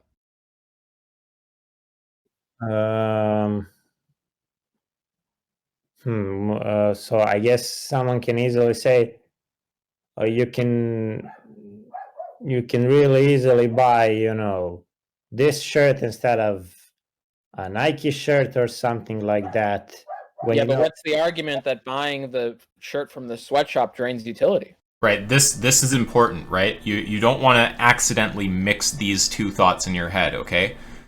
One thought is something else would be more ethical. The other thought is this particular thing drains utility, right? Like this thing. So there's a difference between saying if you have a possible world where you buy this versus a possible world where you don't, the one where you buy it has lower utility. That's a separate claim than if you have a possible world where you buy this versus a possible world where you buy something else. The one where you buy something else has even higher utility.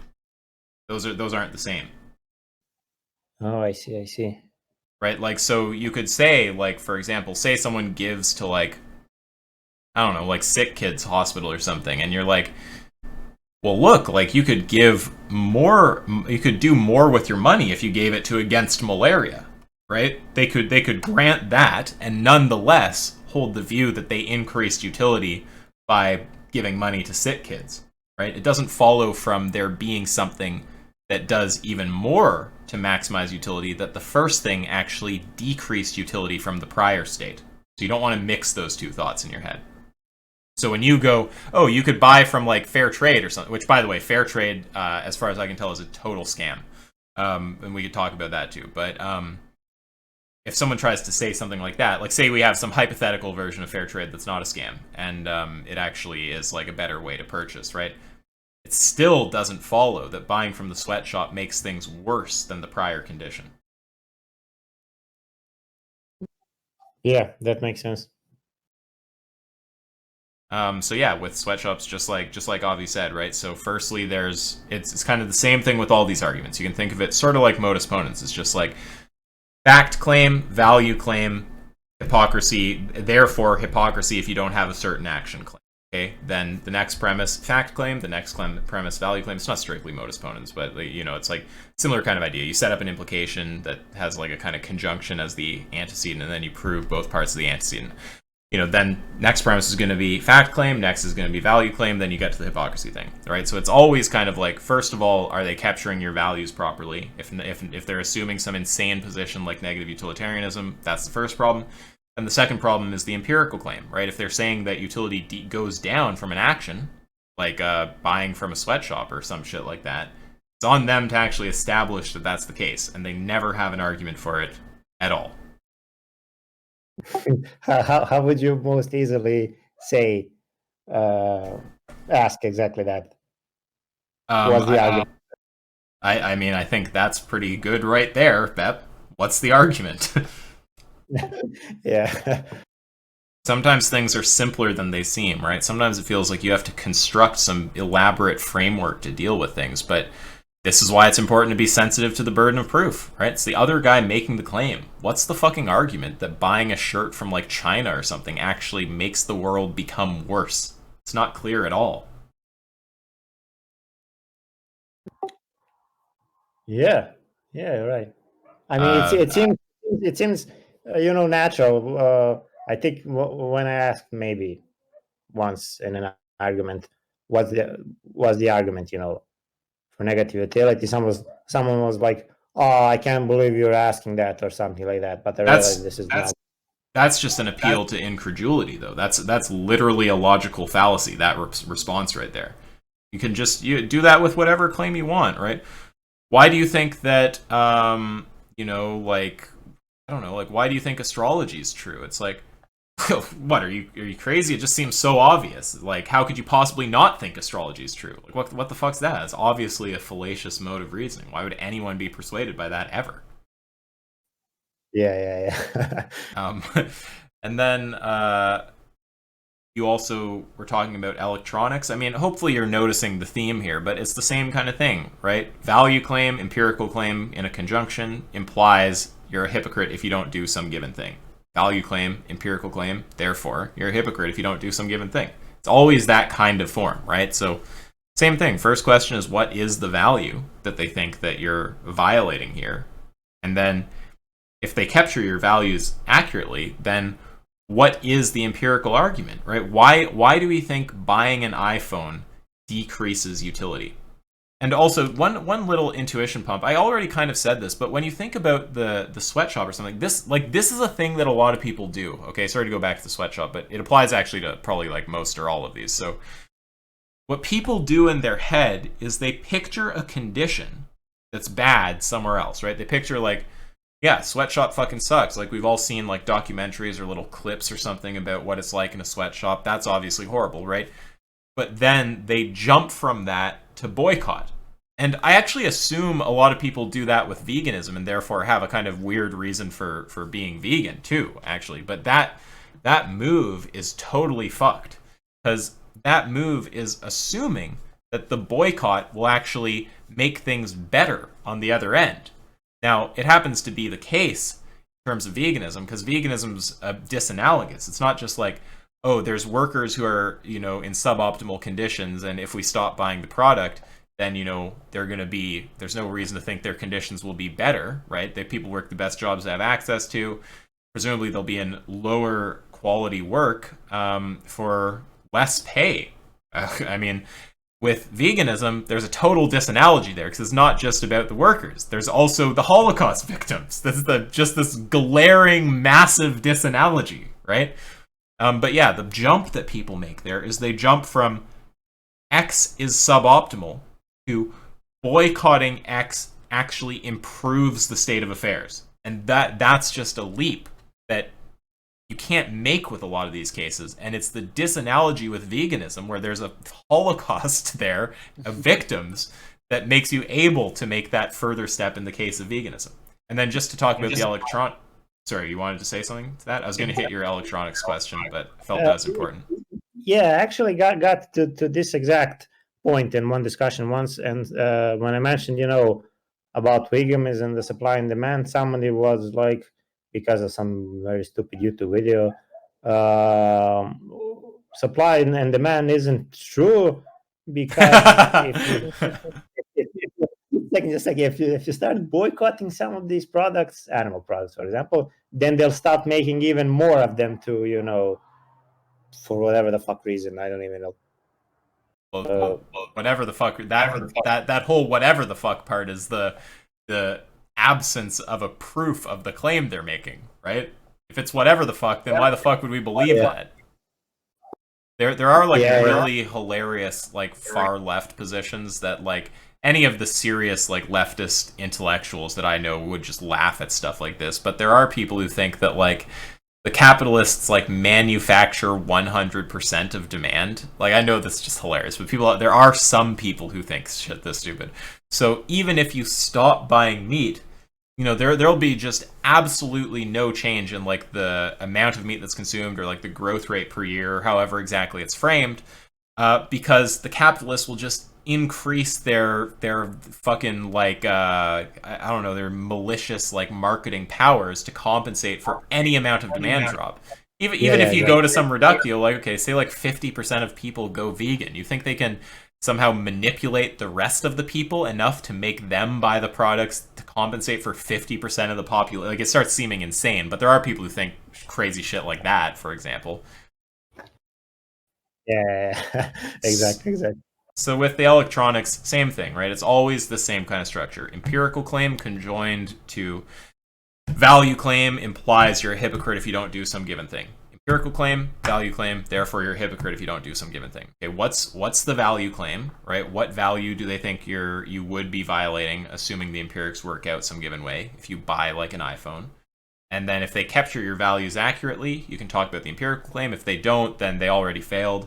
And then when you start talking about the empirical claim, the burden's on them. Why do they think that utility goes down, or that rights violations increase, or something like this if you buy a phone? Never been any clear argument given that I've ever encountered. Yeah. I guess the only reason somebody might run that kind of order of arguments is when they say the utility that increases, the utility that exists, for example, when buying iPhones or electronics, shouldn't be as important as one human life or something like that. See, there's a funny claim, though, that where you can probably even allow them to restrict the utility in consideration to the utility of the workers, and they still don't have a case, right? Why would we think that the workers would be better off if we put them out of a job?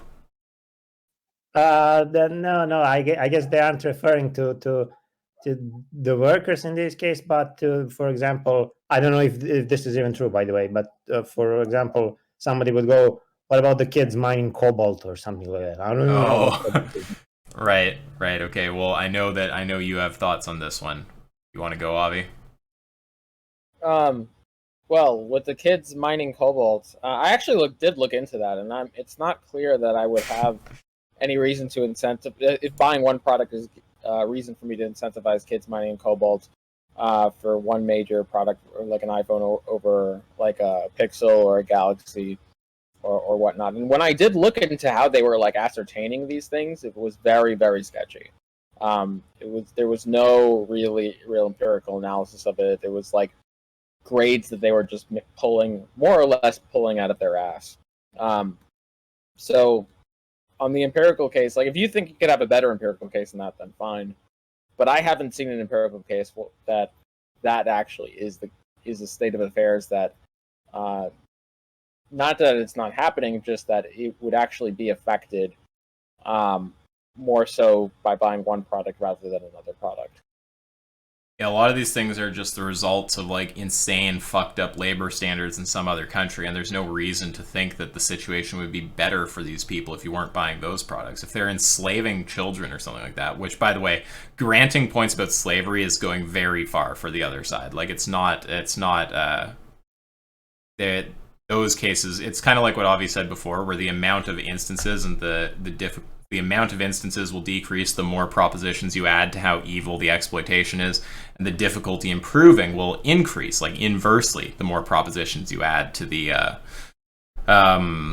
situation about like some kind of exploitation happening. So it's a lot to even grant from the get-go. But yeah, then there's this further point of like, assume there are, there is some like exploitation of children going on, right? Which, I mean, I'm sure children are exploited, but just assume that this is happening for some given purchase. There's the question of, would they actually be better off otherwise? And then there's actually this further point you can make also, where say you grant that for some reason, which at this point the other side has had to establish an insane amount. They've had to establish that the specific product you buy causes child slavery, and that if you didn't buy it, the children would be in a better position, right? Somehow they wouldn't just be exploited for some other thing, because that is the kind of shit that happens in that area. They've somehow established all that, which is already like, that's going to be fucked. Then there's an additional thing they have to establish, that the decrease in utility for all of the other people who are in the industry, right? That's also somehow going to come out better if you don't buy the given thing. Like, say that like 2% of the workforce is like exploited children or something like that, and somehow you actually establish that not buying a specific product will put those specific people in a better situation. This is already a ton of empirical work. Say that somehow someone establishes that, there's still the consideration of all of the other people in the industry. What the fuck happens to them, right? Do they all go into a worse situation? So those are some questions there. And if we zoom out, that's all just part of the empirical premise in the argument that goes empirical claim, value claim, therefore hypocrisy if you don't do some given thing, etc. That's just zooming in on the empirical claim. Even if you grant a whole ton of shit, it's like there's just a ton of empirical work to be done there. I already specified what kind of work that is. And even if you get there, there's still like kind of further problems. Like, okay, what about all the other people? I think it's a lot more clear now. Okay. Well, anything else, Bet? No, thanks a lot. No problem. Good talking to you. See you guys. All right, Adam and Evie, how's it going? Adam, test 1, 2, 3. Well, if it takes him a minute to... Oh, hey, hello. Okay, I was going to go over to that. We've got to remember to cover that other type of argument vegans give later about it's not fundamentally required, because that's a hilariously bad argument. It's almost as bad as the intention argument. Maybe it's as bad. What's up, Adam? How you doing? I'm good. Can you guys hear me okay? Oh, yeah, loud and clear. Okay, excellent. Yeah, so do you have a question or an argument? Adam's a vegan, for everyone who... any kind of hypocrisy related concerns or arguments you want to present? Yeah, I guess I could run. I guess I'm just wondering how you handle name the traits with crop depth.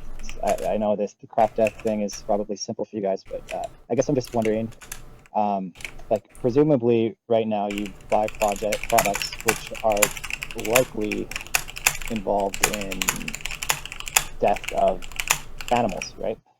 And I'm wondering if you were to swap out those animals with humans, like if you would still be okay with purchasing the products, like your average human, I guess. Well, we just went through this actually before the stream, so Did you? Okay. sure. You want to hit it, Avi? I just went off Yeah, for sure. a while. I mean, a couple of things. So first, like, in name the trait. Imagine if the traits actually were equalized. If all the relevant traits here were the same. So, imagine if there were humans that were interfering with our ability to produce crops. They couldn't be reasoned with. They were small. You couldn't like move them away from the crops. They would be destroying like the food civilization would rely on, and you had that choice to do that or just not have crops. What do you think people would do? What do you think people would view as the right thing to do in that case? And if all those things were really analogous, then I think in that case as well, people would be pretty clear, like, okay, well, you know what? Guess what? Like, we probably should be eliminating the threat to our crops in the human context as well. I mean, people try to make this case just with property, but especially if something that civilization hinges on. Yeah, so I think for name the trait, I don't think there's any problem with crop deaths. And then there's a further point that in the case of crop deaths, there's really no case to be made that it's actually going to be a problem, even in and of itself. So, in the case of crop deaths, in and of itself, if you think about the natural state of existence of the beings involved in crop deaths, so mostly insects, but they're usually beings that are not only just beings that eat each other alive, they're beings that eat higher sentient beings alive. They're beings that cause all sorts of torture and suffering. And so it's not clear that you're actually doing a bad thing. Like, imagine if there were these humans that were eating alive higher sentient beings. Like, there was, by orders of magnitude, higher sentient beings that humans were just torturing and eating alive. Even if we didn't get any benefit out of the crops, it might just be a good thing to do it anyway. So people get really weird on crop deaths. People like have this idea that like, oh, like it's just, people grant that it's just inherently a bad thing, but you know, maybe the good outweighs it that we get from the crops. Like, I'm not even going to grant the first part. Like, it might just be a very good thing. Even if we ship the crops to the moon, I'm not convinced that crop deaths are a bad thing. A way to sum that up, Adam, also, the broader consideration, without getting into all the specific elements that would have to be made similar, it's just that humans would have to stand in the same kind of relation to our normative ethic as animals do for us to want to say that there would be some kind of problem. Or, sorry, for us to say that it would be not problematic. Right, and there's just a variety of reasons humans don't stand in the same relation to our normative ethic. Like, humans are not, by and large, destroying crops. Humans understand the concept of trespassing. So, in the odd case where, you know, a human does, trespass on a crop farm and, like, destroy some corn or something, it's such an odd occurrence that it's most easily handled just by having the police remove them, right? It's like, it's pretty clear that utility would go down if we were to just say, like, yeah, you just kill that person. Like, you just murder them, right?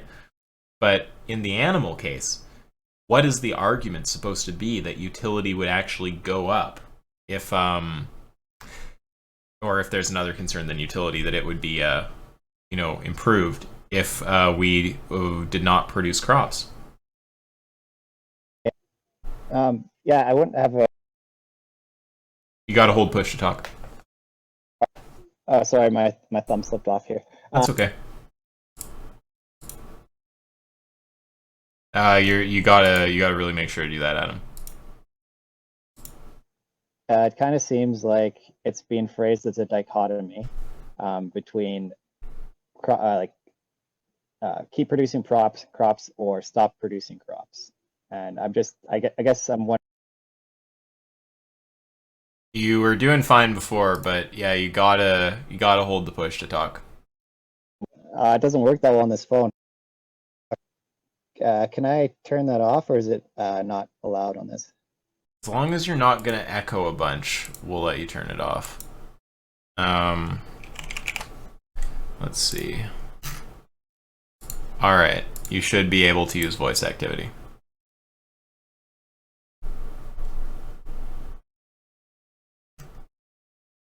Okay, yeah. Sorry about that. So I guess it seems like a dichotomy that's being set up between go forward with producing crops or stop producing crops to, save these animals or whatever. But I guess I haven't looked into crop deaths all that much, but I'm assuming like kind of worst case steelman that there's like, I don't know, a bunch of mice and squirrels and shit and gophers and a bunch of little animals that like if I were there, I wouldn't go and kill those animals just to produce like a big thing of hay. Like I would try to get rid of them in a way.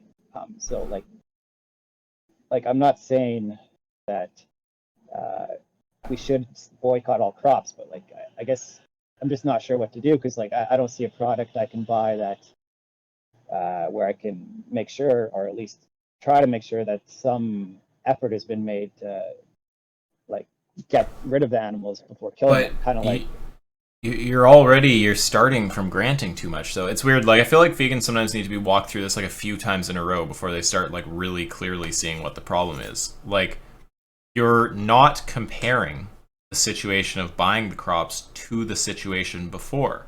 Do you actually have a reason to believe that utility goes down from buying the crops? Like say that there's just wild area and then there's a crop field.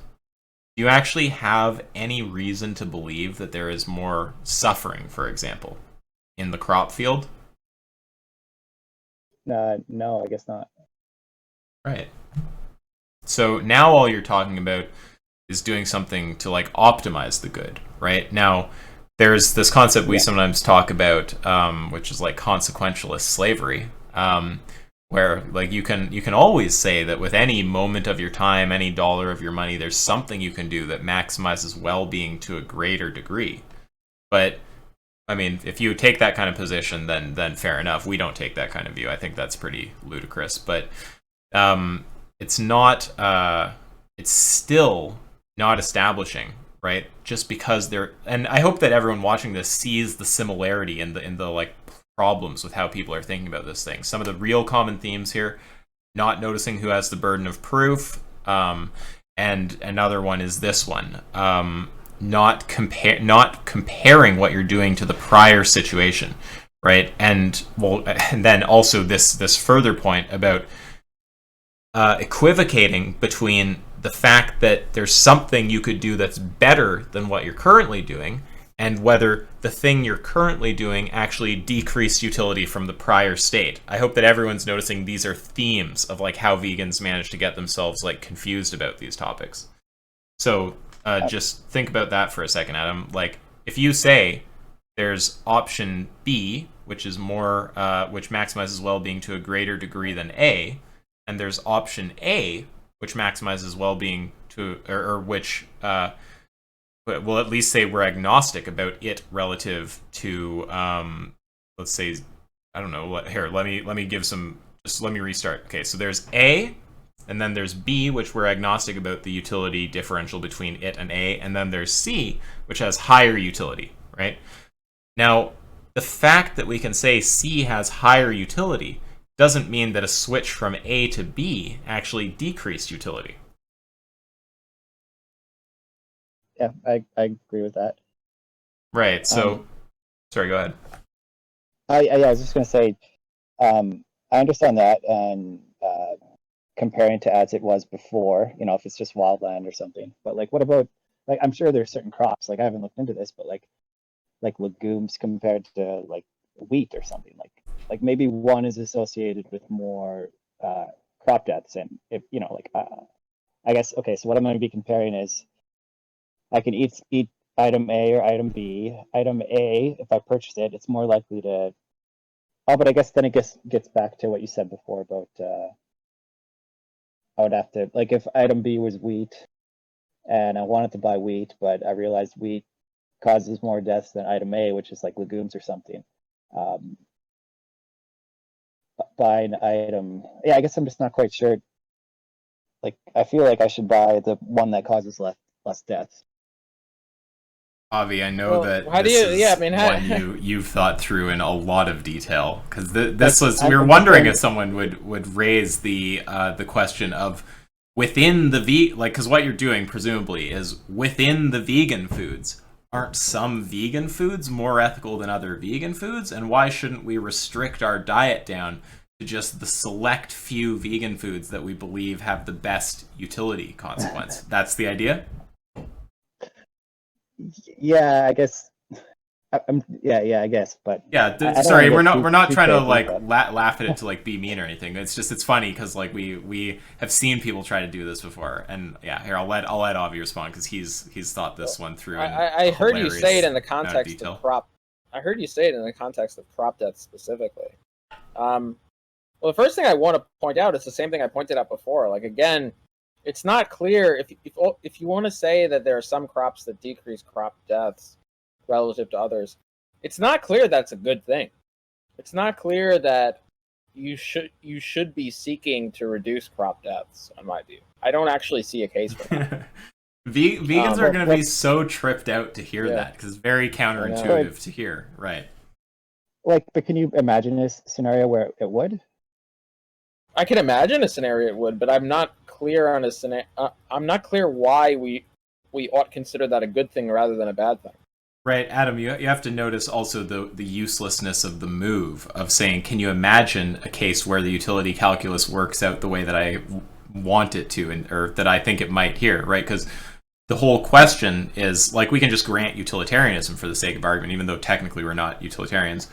The whole question is that the case empirically, right? Like, if we already agree about the values, then it's trivial to say, well, okay, so if the empirics worked out, then you'd agree with how we should act. It's like, well, I mean, if we grant the values, we're obviously on the same page about that. What the whole question is the empirical question, right? So it's not meaningful to just be like, well, what if the empirics just happen to work out? We already agree about that. The question is, do they work out? Okay, yeah, that's fair. It's just, I guess, yeah, I guess obviously you guys would agree about that. So yeah, stupid But yeah, question. technically, I mean, I think we've talked about this before on plenty of like Patreon streams and stuff. But you obviously know, like, I'm not a strict utilitarian, neither is Avi. But even within utilitarianism, like, quite a lot of the things we're saying in this stream, like, I would expect the vast majority will apply for strict utilitarians as well as threshold deontologists. We're not making many points that actually fall into the overlap zone.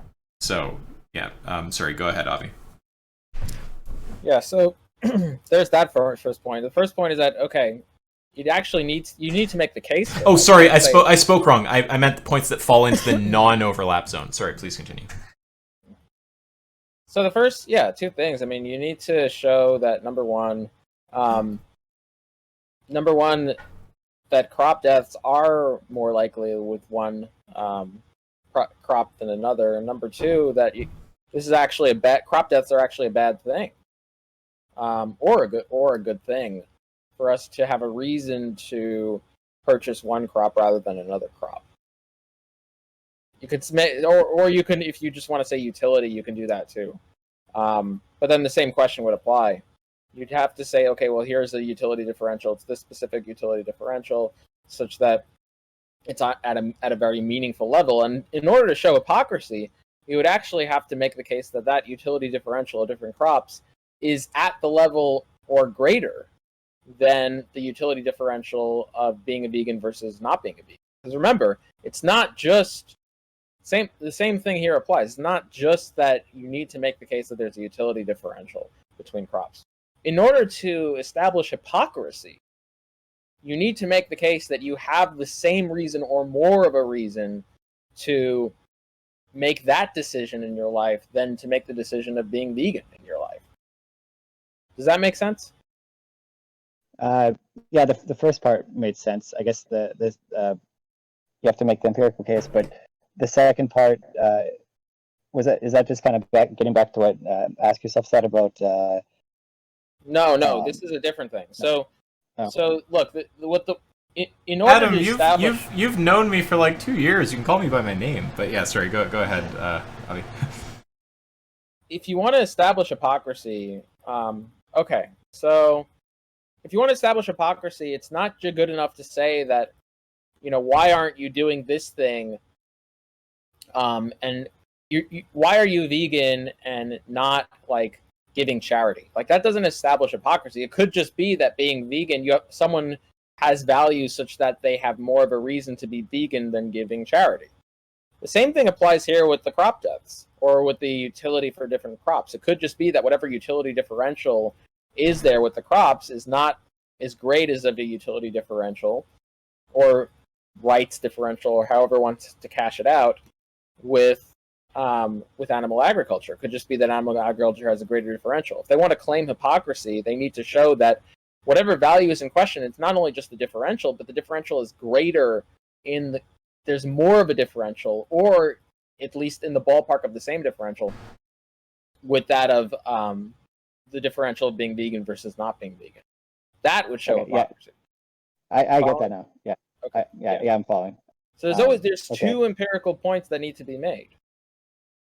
So you need to first figure out what the value is, and then you need to figure out, okay, well, is this actually also in the direction the person wants to go within the empirical case, and also is it to the degree that they're being the direction they want to go in for their reason being vegan in the first place.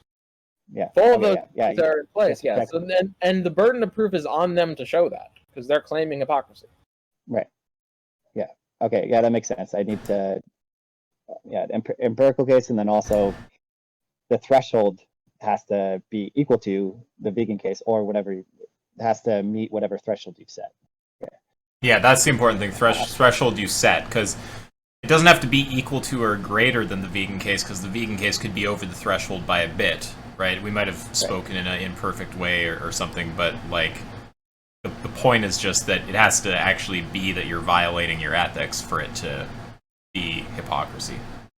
And I've said this before. I mean, there's repetition here, but like I think it'll be useful because it'll drill it into people's heads. I don't know if I said it to you or if I said it to others only, but these arguments, it's always like roughly the same form. It's just like P and Q implies R, P, Q, therefore R, and it's usually empirical claim plus value claim implies you should act in a given way or else you're a hypocrite. Empirical claim, value claim, therefore you should act in a given way or else you're a hypocrite. So it's always the same kind of procedure. What's the value that you're suggesting that I have here? If they can't capture your value right and they make some insane claim like they're some like radical negative utilitarian or something like wants to eliminate all suffering, that's your only goal, then they failed already. And then if they get through the value thing, they capture your values accurately, then there's proving the empirical point, and at that point you just have to be sensitive to the burden of proof. You have to be sensitive to things like if they establish that a situation is suboptimal, have they additionally established that there's actually a utility drain from the previous situation by supporting this thing, etc. Okay. I have I guess a couple more questions. I guess. Yeah, shoot. More along the. Yeah. Okay. Cool. Thanks. So one thing, like I'm in Canada here, in Alberta, and when I feel like it's easier case with some people just to kind of get them to not want to buy products that are factory farmed or oh sorry, there's a bunch of crows. I'll go inside.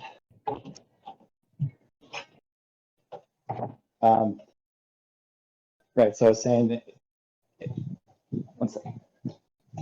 Okay.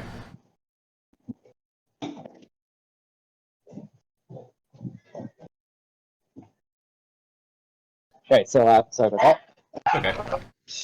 Okay. Factory farming I guess when I point to people factory farming, I show videos and whatnot, but like they just kind of say like, well, that's just might be some farms. Like I'm wondering how you guys handle stuff like that, where people will just kind of like. I honestly haven't looked into it. It could be some farms, but like for me, it's not just the factory farming; it's just killing them. But for some people, it's just the factory farming, and I guess I'm not quite sure how to convince them that it's like 95% of the animals that they eat, go to a restaurant or grocery store are going to be factory farmed. I don't know how to make that empirical case. So it is now we're getting into more general vegan arguments. This isn't so much a hypocrisy argument. Do we want to humor this one, Avi, or should we keep No, I mean, it is the case. I mean, there's so it is 90 overall, if assuming a balanced diet of animal products, yes, it will be in the 90s.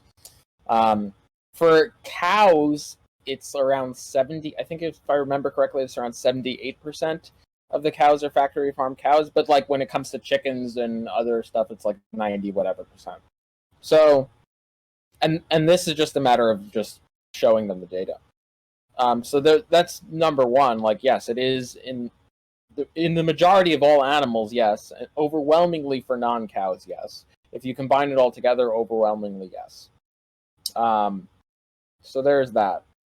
But then the further point, I'm sorry, you wanted to?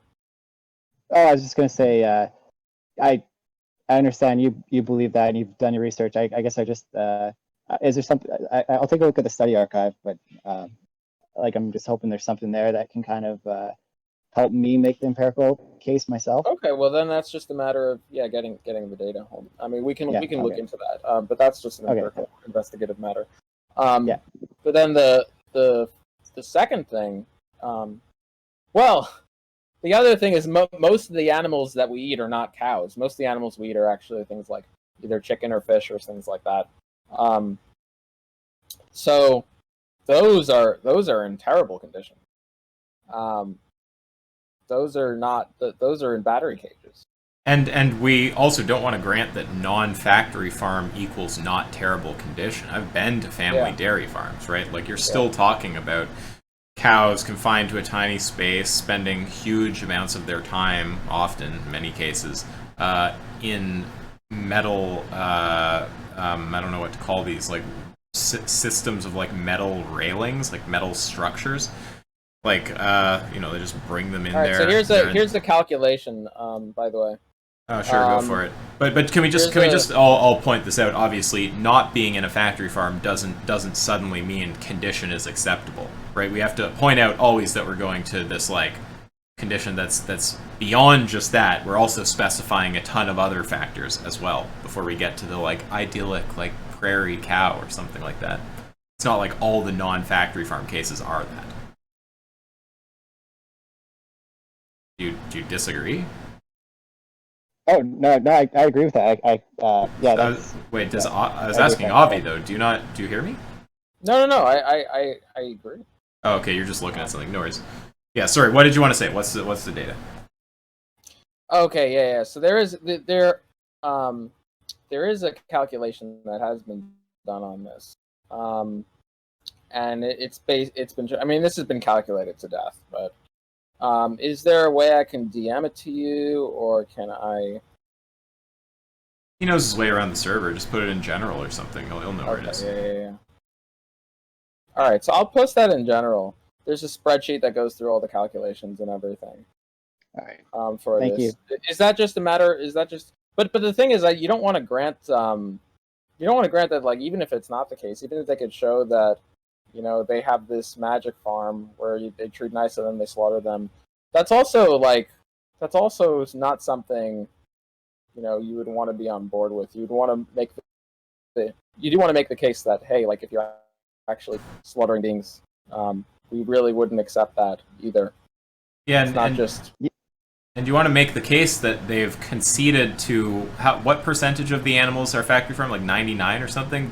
I don't know the exact number. What is it on? Yeah, overall it's like 99%. It's 70.4% of cows, 98.3% of pigs, 99.8% of turkeys, 98.2% of chickens raised for eggs, and over 99.9% of chickens raised for meat are living in factory farms. Right. So if they grant that that's wrong, you should point out to them that they've granted 99% of your position. right? Now you're just quibbling over the edge cases. Now, you can usually further diminish the edge cases by pointing out there's still things that most people would object to, or at least, I mean, I guess I shouldn't say most people, but still things that seem fairly objectionable in those situations. And then, once you get to the thing that everyone's kind of trying to get at when they talk about this, which is a situation where utility is actually positive from farming, then you kind of want to run a consistency argument with humans. Now, this is where utilitarians will diverge from people like me and Avi. They're going to say that they accept the reductio here. We don't. The reductio would be if humans were farmed in such a way that, you know, all of this human farming, it results in a total increase in well-being equivalent to 1 sip on a can of Coke. We're still like killing the people at the end of their lives and all this kind of stuff. That's how much we've increased utility by like just, you know, farming a shit ton of people. We don't think that's ethical, right? We take a kind of threshold deontic view, so we're not going to say that the utility justifies farming people until there's a lot of utility on that side. Because when you factor in the rights violations, it's like, sure, you made the utility come out positive, but there's still this like egregious moral problem of like murdering people, right? So, yeah, you could kind of run a consistency argument, like name the trait, and see if they really accept the like, you know, idyllic farming of humans. If they do, then okay, you're just dealing probably with some like hardcore utilitarian, and there's probably no ground to be made. You probably are just gonna say, okay, I got you on board with like 99% of the position. I guess that's as far as it's gonna go. But if they do object to that situation, which a lot of people do once you put it there, I can't tell you how many conversations I've had where someone grants factory farming is wrong. And then also I always spend a bit of time on that and say, wait, but you're supporting that. Let's talk about that before we even go to the idyllic stuff. Let's talk about, like, why are you supporting this if it's wrong? But yeah, I can't tell you how many convos I've had where they grant the factory farming is wrong. I point out that they've granted 99% of the cases. Then they try to argue for the idyllic situation. Then they have to grant that a bunch more of the factory farm or family farming isn't idyllic. And then when we finally get to the hardcore utilitarian case, I just put it into the human context, and they actually turn out not being okay with it and not being able to name the trait. Right? The only way that goes awry is, I mean, there's other ways, but like the standard way in which that goes awry is you actually end up realizing you're talking to a hardcore utilitarian, and then the furthest you get them is like on board with 99% of your position, and they diverge and say yes, it would be ethical to farm humans if it had some like minuscule utility increase.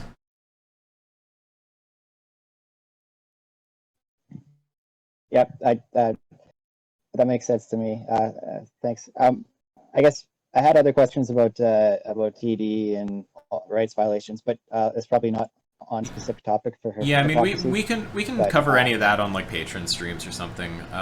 But I guess for people watching, yeah, we do streams every month. We cover like all sorts of shit, stuff like that. Sometimes we talk about logic. Sometimes we talk about, you know, debates that have happened or are happening. You can raise whatever questions you want. We talk through them in detail, so, you know, feel free to join us. But yeah, I'm gonna say we did humor that one just because, you know, fuck it, was a good enough question. We like you, but we don't want to get way off topic here. So unless any of your other questions are to do with hypocrisy arguments, let's probably end it there. Do you have any more that's on the topic?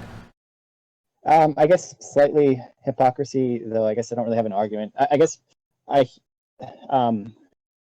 one problem I kind of ran into before with running the name of the trait is people who wouldn't specify like at what point the being in question loses more value. They would say they don't know, but then you say, like, you know, the reductio is like, you know, a human with one cow hair or something, and they say, oh, that's not bad, or that's bad, and like you kind of keep trying to narrow it a little bit, but then they say they don't know. But wait, but sorry, this doesn't, I don't mean to be rude or anything, but this doesn't seem like it's a hypocrisy argument. Like, is this to do with? That by itself is not a hypocrisy. Yeah, but I guess. But just to be clear, I don't mean to be rude at all, but like we specifically, this is a video about hypocrisy arguments. So is like any of the stuff you want to raise about hypocrisy arguments, or is it just like name the trait stuff or threshold deontology stuff? Well, I just feel like, yes, I do feel like there is a slight hypocrisy, but I can't pinpoint it, and I could be totally off. Yeah, if you can spell out if you can spell out the charge of hypocrisy, we can address it. But if not, then yeah, I think we can do it on Patreon stream or something. Okay, I guess sure, we'll do it on the Patreon stream then. I'll Sorry, not trying to be rude. It's just we do want to, when we put out a video, like have it represent, Sure. generally speaking, what the title says. So. Okay, Okay. thanks guys for answering that. Yeah, man, it's always Have a good good day. talking to you. All right, peace out. Okay, I guess I'll put out one last ping and say, any final hypocrisy arguments or questions? Last call. We're on for a few more minutes. We'll see if anyone gathers, but let's just talk through one or two of those bad vegan responses to hypocrisy arguments. So obviously there's the intention one. We kind of covered that. The reason that it's not bad to commit crop deaths or cause crop deaths is because the intention isn't to kill the animals. So like twofold response here. The Carnists can apply that to the animal holocaust. The intention isn't to kill the animals. It's to eat a burger. They're just kind of in the way, right? So they can reverse it on you. And then additionally, there's just a point of like, do you actually think that that's what determines whether something is ethical or not? Say that someone holocausts the entire galaxy by, an unintentional action. Don't equivocate action and actor like Vosh, but just, do you actually think that that action is somehow not bad just because they didn't intend it? So Avi, the one, I'll let you get this one. So the other one that's common, I don't know if I can phrase it perfectly, but it's something along the lines of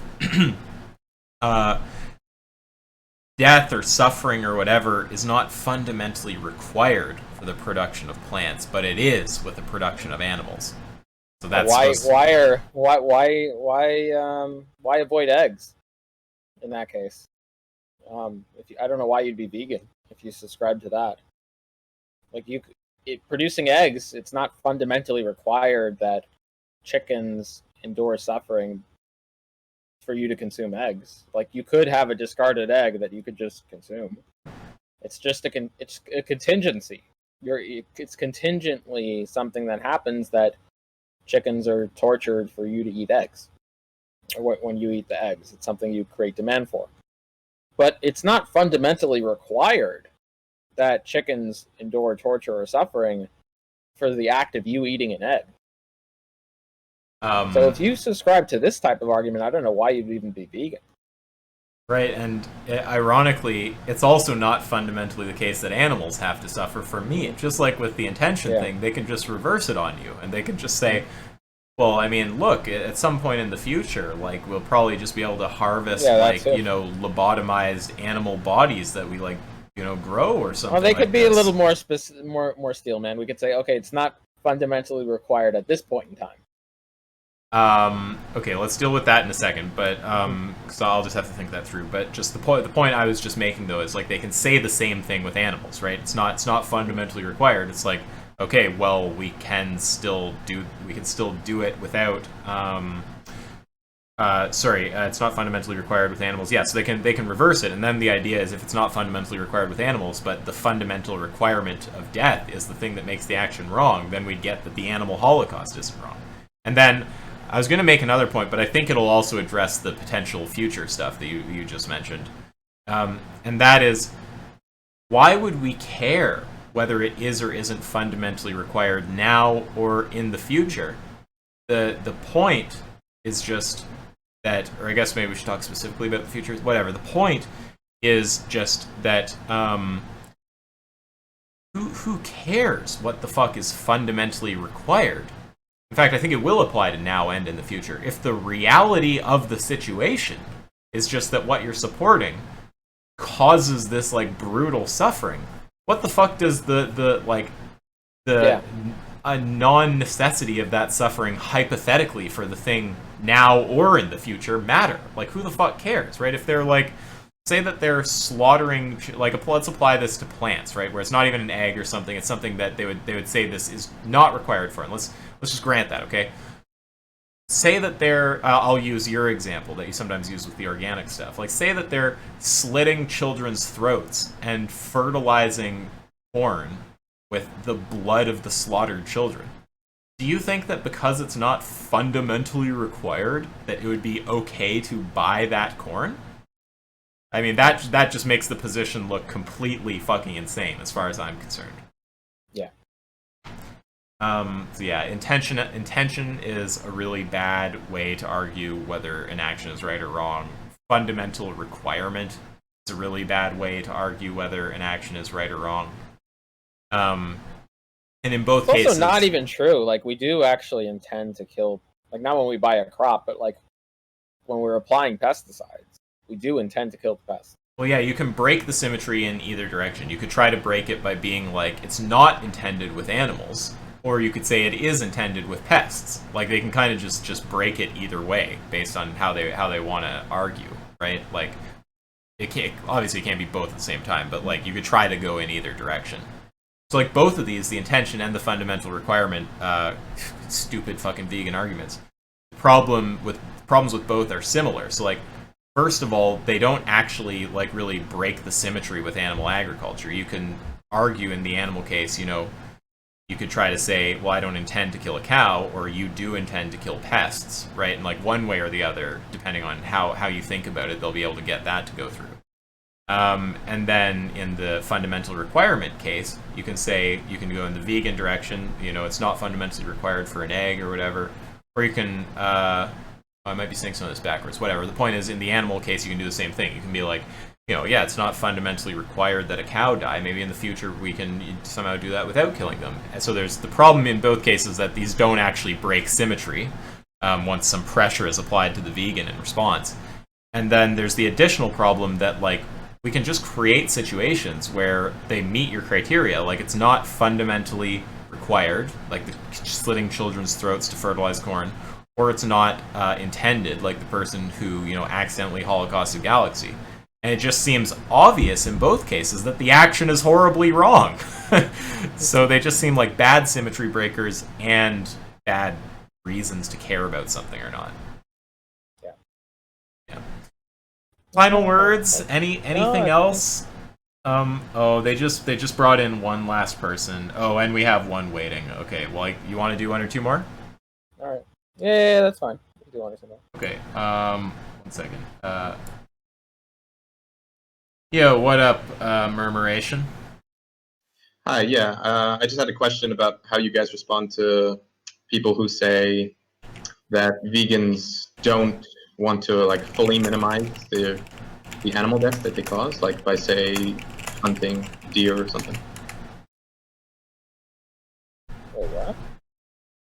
Well, for example, if a hunter lives in a forest and he just eats a few deer a year, right? He's just by the numbers, he's killing fewer animals. What's the argument for that? Well, you could say, well, I mean, depending on how many calories you get per deer, right? You'd only be killing like a handful of deer a year, Well, right? you're gonna be killing a certain amount of animals just by living in the forest. Like, you have to clear out an area of forest land. You have to build an area. Presumably, you're not gonna just not occupy any space. There's going to be insects there that you're going to have to clear out. There's land that you're required. You're going to be tracking the deer down. You're going to be stepping on insects in the process of doing that. I don't know that you're going to kill less insects than cropland. I'm not sure about that. What's the argument for that? Well, I guess it would just be that all else held constant. If someone were to just hunt a deer, for example, for the calories, as opposed to crops, like crop deaths. Wait, but when you say all else held constant, that's what the very thing in question is. How do you know all else is held constant? I'm talking about like insects and things. I'm mostly. But then you're just. But that's just saying that what the thing in question is. I'm just going to assume that it goes in this direction. But that's the very thing in. It reminds me of like. Sorry. That's the very thing in question in the first place. It reminds me of, like, in a loose way, of like the modal ontological argument, where you just like define God into existence as the being that exists in all possible worlds. It's like, well, what's the contradiction entailed by him not existing in those worlds? Like, you can't, if you just define your case into existence, right? Like, that's where the whole question is whether that is the case or not. Well, arguably, if it were the case, what would the response be? If it were the case that, what are we talking about, crop deaths, if utility were like vastly maximized by avoiding them or something, or by like living in the wilderness? be that the amount of animal deaths due to crops are greater than those from hunting or living in a forest and hunting. Well, technically, we're not concerned with just death per se. We're going to be concerned with like rights violations and suffering. But yeah, I mean, it's not interesting to say, well, look, if the empirics work out such that your rights would align with not buying crops, would the right thing to do be not to buy crops? Because it's just a tautology. You've defined conditions where that's the case, right? It's like saying, hey, if doing this thing aligned with your ethics, would you be a hypocrite for not doing it? It's like, well, yeah, but the whole question is, does doing that thing align with my ethics, right? So, like, do you actually have a reason to believe? I forget what his example is. They all get mixed in my head. What was his crops deaths, or was it living Crop in the death wilderness? versus hunting Versus living in the wilderness and hunting deer. Oh, yeah, okay. So, well, the first question is, are you actually arguing that it's morally wrong to support the crop deaths? No, that's not what I'm saying, no. Okay, but then are you just making some case that there is a hypothetical, more ethical thing you could do? I'm not really making a case. I was just wondering what the response would be. Well, So, I don't understand exactly what the question is, but there's one common problem that, like, I keep noticing on this stream, which is people trying to create a case where there's something better than crop farming, and then use that as a basis to say that crop farming is somehow worse than the prior situation, right? And it's not clear that creating a crop farm actually decreases utility. But yeah, if you have some specific thing, go for it. Let's hear it. So, for example, with if we took into account like pesticides and stuff, insecticides, right? Would that be a deontic rights violation? Not on my view. I wouldn't consider that a rights violation. Well, like the spill off into the wild. Yeah, nature. I wouldn't consider that a deontic rights violation. No. Okay, but if you did account for that, if you did say hypothetically the insecticide, right? What's a rights insecticide violation? deaths. You're just saying if... No, I'm not saying if it were a rights violation. I'm just saying, like, if you just looked at all the animal deaths, like the amount of deer that are like hunted to protect crops, the amount of the animals that die due to insecticides, things like this, right? The chain of like the accumulation of like metals and stuff. If you accounted for how many animals died from that, and then you said, well, what if instead of someone were to buy crops, instead they hunted a single deer, right? A deer that probably would have been that could have been killed to protect the crops, for example, and they ate that deer. Yeah, just what would the response be? Well, there's Is two it just things. The first, even if we want to just forget about rights and go on utilitarian view, it's not clear. I actually don't think it is clear that more animals would be killed with crop deaths than with hunting deer. As I've said previously to you, there's many things that you need to do other than kill the deer that involves hunting deer that would kill animals. You need to clear out an area to live in the wilderness. You're going to be stepping on insects in a insect-ridden area more so than where you would be living otherwise if you live in the wilderness. You're going to be doing this in the process of hunting the deer. I don't know that you're going to kill more in one case than the other. And then the other thing is, you actually have to account for sentience differential also. We don't consider all life held equal. All life are not of equal value. There's some kind of equivalence you'd have to, or conversion factor you'd need for the difference in sentience of a deer from the insects that you'd be killing with pesticides on a farm cultivating crops. So those are 2 points. So even if it is the case that more animals would be killed, it still wouldn't follow from our view that it would be a bad thing or a worse thing, because it could be that the animals you kill in the other case would just have a much greater amount of sentience, and such that it would be more important to not kill those animals, even if the total number of animals killed would be greater. So there's 2 cases that need to be made that haven't been made. The first thing, so the first thing here is that you need a case that it actually does kill more animals, and you haven't done that. And then the second case you need to make is that sentience equivalent, when you hold the sentience degrees equal to each other, or convert them, that one would be more important to do than the other. Hello? Yeah, I'm here. I'm just yeah. I mean, I know. I mean, obviously, I don't think that like killing an insect is the same thing as killing a deer. Obviously. Yeah. Okay. I was just wondering on this question. I've also been trying to tell the people watching everyone's position here. Murmuration is also a vegan. So far we've had all vegans. Yeah, but so I don't. So first of all, like, this is supposed to be a hypocrisy argument, right? It's supposed to be that a vegan's violating their values. So say that there's option. Say that there's some option that does more for utility, but it's not, and they care about. Say that someone cares about. What's the easiest way to put this? If what you're concerned with is whether you're actually making things worse from the prior state with your actions, right? Establishing that there is an even better action out there, right? That's not going to establish that the thing that they're currently doing actually makes things worse. There's the additional question of whether you are actually, pointing to an action that, like, if you look at the empirics, actually does maximize utility. But establishing that there's a more ethical option, like, look, if you can give your money to, you gave money to sick kids, right, and could give it to against malaria. It's not going to be the case that giving to sick kids was actually something that decreased utility from the prior state just because there's something that's more ethical, right? And hypocrisy on our part, we're not like consequentialist slave drivers, right? We're not taking the view that you have to do everything possible with every ounce of your energy and dollar of your money and second of your time to maximize utility. That's not the kind of view that we take.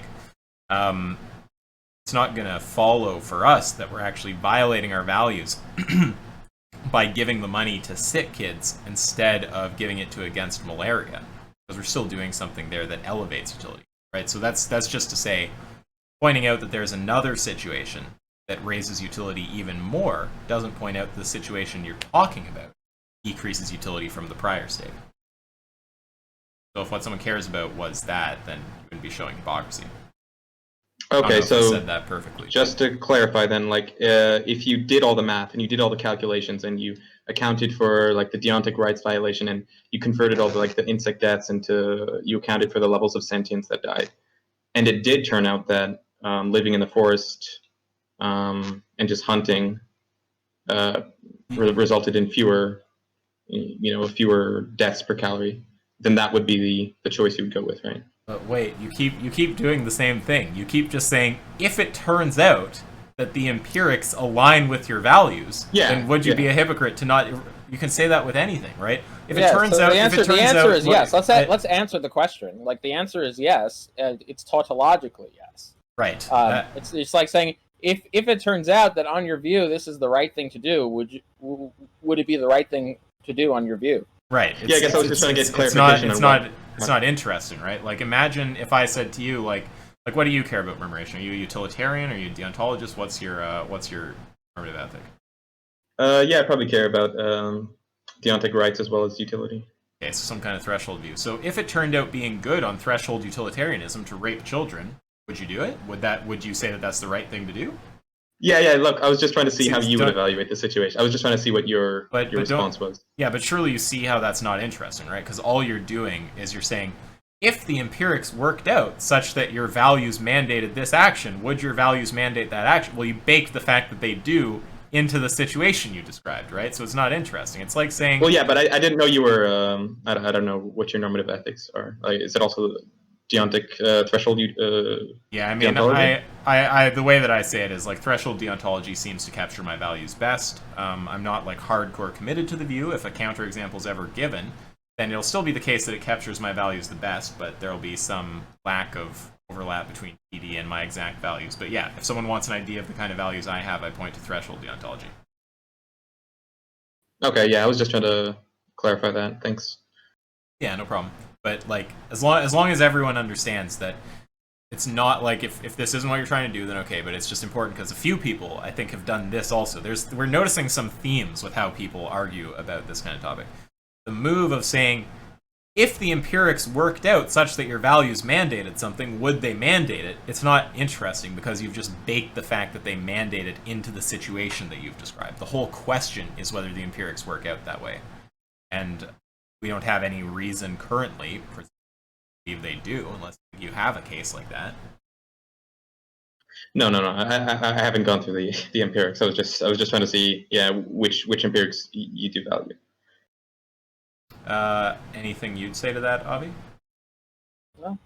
I mean, which yeah. I mean, okay. Wait. I'm sorry. Wait. I'm sorry. Could you repeat the question? What empirics do I value? Is that the Well, question? no. I was just saying that was the point of the question. Yeah. Oh, okay. Avi spaced out. Is there is there anything else you want to ask, or any argument you want to run, or anything, Murmuration? No, I don't think. I think that's pretty much the only thing. Yeah. Okay, well, hopefully, yeah, and I assume you're at a position that there's no reason to believe that it's wrong to, for example, produce crops, to buy electronics. Presumably you are not convinced in this case it's wrong? No. Okay. Yeah, it's yeah. All right, good talking to you. Yeah, you too, thanks. Okay, peace out. All right, Frog pulls back. One more, then call it, Avi? Yeah. Sounds good. All right, Frog Pool. We're running low on steam, so we'll let you do one more, and then we're gonna end this whole escapade. What's up, Frog Pool? Yeah, thank you. No problem. So I guess I was thinking about it a little longer, and so how can you be agnostic with respect to the utility of crop deaths, but Gnostic about veganism maximizing utility, or at least veganism falling below the threshold for disutility? Was it him who we went through this with, or was it? No, it was Adam, right? Yeah. Okay, yeah, I did it last time. You do it this time. Yeah, I mean, just so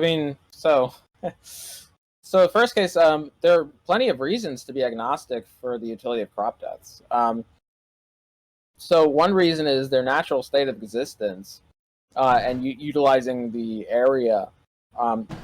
We have plenty of reason to believe that involves a lot of disutility. The insects eat each other alive. They eat higher sentient beings alive. There's plenty of things they do that, in any other context, we would look at it and be like, "Wow, this is a reason for disutility." But so bringing these beings into existence, we have reason to believe that is creates disutility. Now, whether the crop deaths of them, the taking away their area through crop production, outweighs that or not, whatever disutility that causes is a different question. But at least that's a reason in the direction of being agnostic. We have some reason to believe that their natural state of existence may actually be worse than just us preventing them from existing in greater numbers. In the case with veganism, it's not the case. In the case with veganism, if we don't purchase these products, less of the animals being put into this torturous existence would exist in the first place. It's not like there would be more animals. That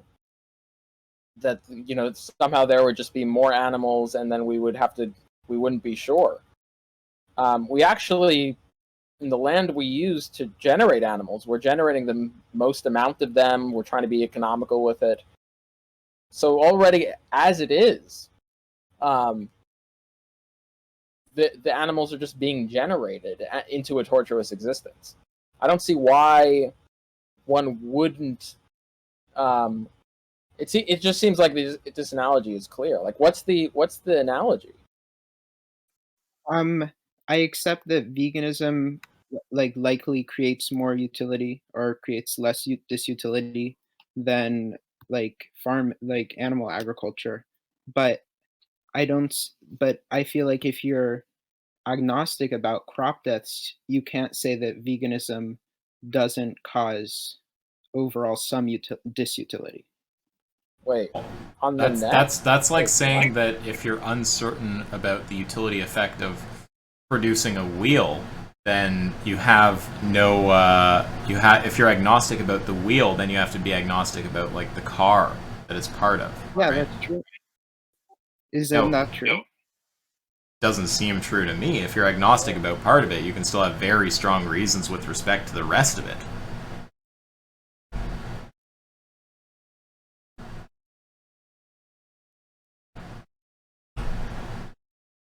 Are you talking about utility as on the net, or like some utility like a local utility? Like what are you saying? Like say that you have like 5 factors and you're like, okay, this one clearly disutility, this one clearly disutility, this one clearly disutility, this one I'm uncertain about. It's like you still have the majority of the evidence there leaning in one direction, and then you have one thing you're agnostic about. Okay. Yeah. Okay. But I'm talking about utility on the net. But that's what my analogy is to do with, right? If you're looking at the net utility and you look at all the component parts and you have a clear view on a whole bunch of them, and then there's one you're uncertain about, you still have the evidence leaning very clearly in one direction. Yeah, that's a good point. But I think that the issue of crop deaths like makes up like 90% of the makes up a significant proportion of the like utility associated with veganism. It's like what? it's like if there are 5 factors affecting utility, I would say that crop deaths, if any of them, would probably be the biggest factor. What's the argument for that? Just seem, I mean, I don't know how else veganism could cause disutility or utility. How about by the non-crop deaths, by the deaths of animals that are just being farmed? That differential? I agree Holocaust? that I agree that it's better than the Holocaust, but just on its own, I don't know if I can clearly say that it doesn't create disutility. I'm not understanding what you're confused with here. Like, look, are you say that we murder a person and we make them into burgers? Are you uncertain what the utility effect is there? Yeah, no. Okay, can you name the trait with respect to animals?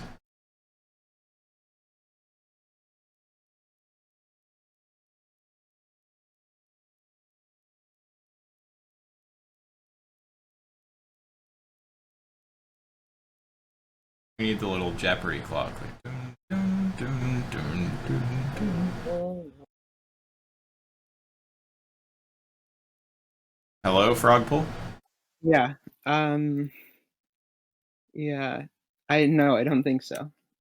Okay, so then we can agree. It clearly would increase utility to not make them into hamburgers.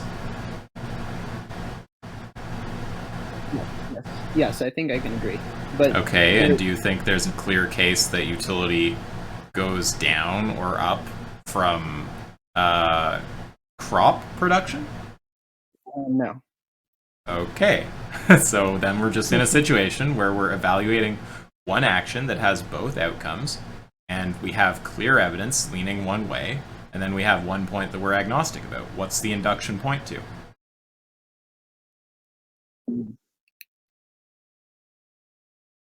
You cut out, but I assume that you said veganism.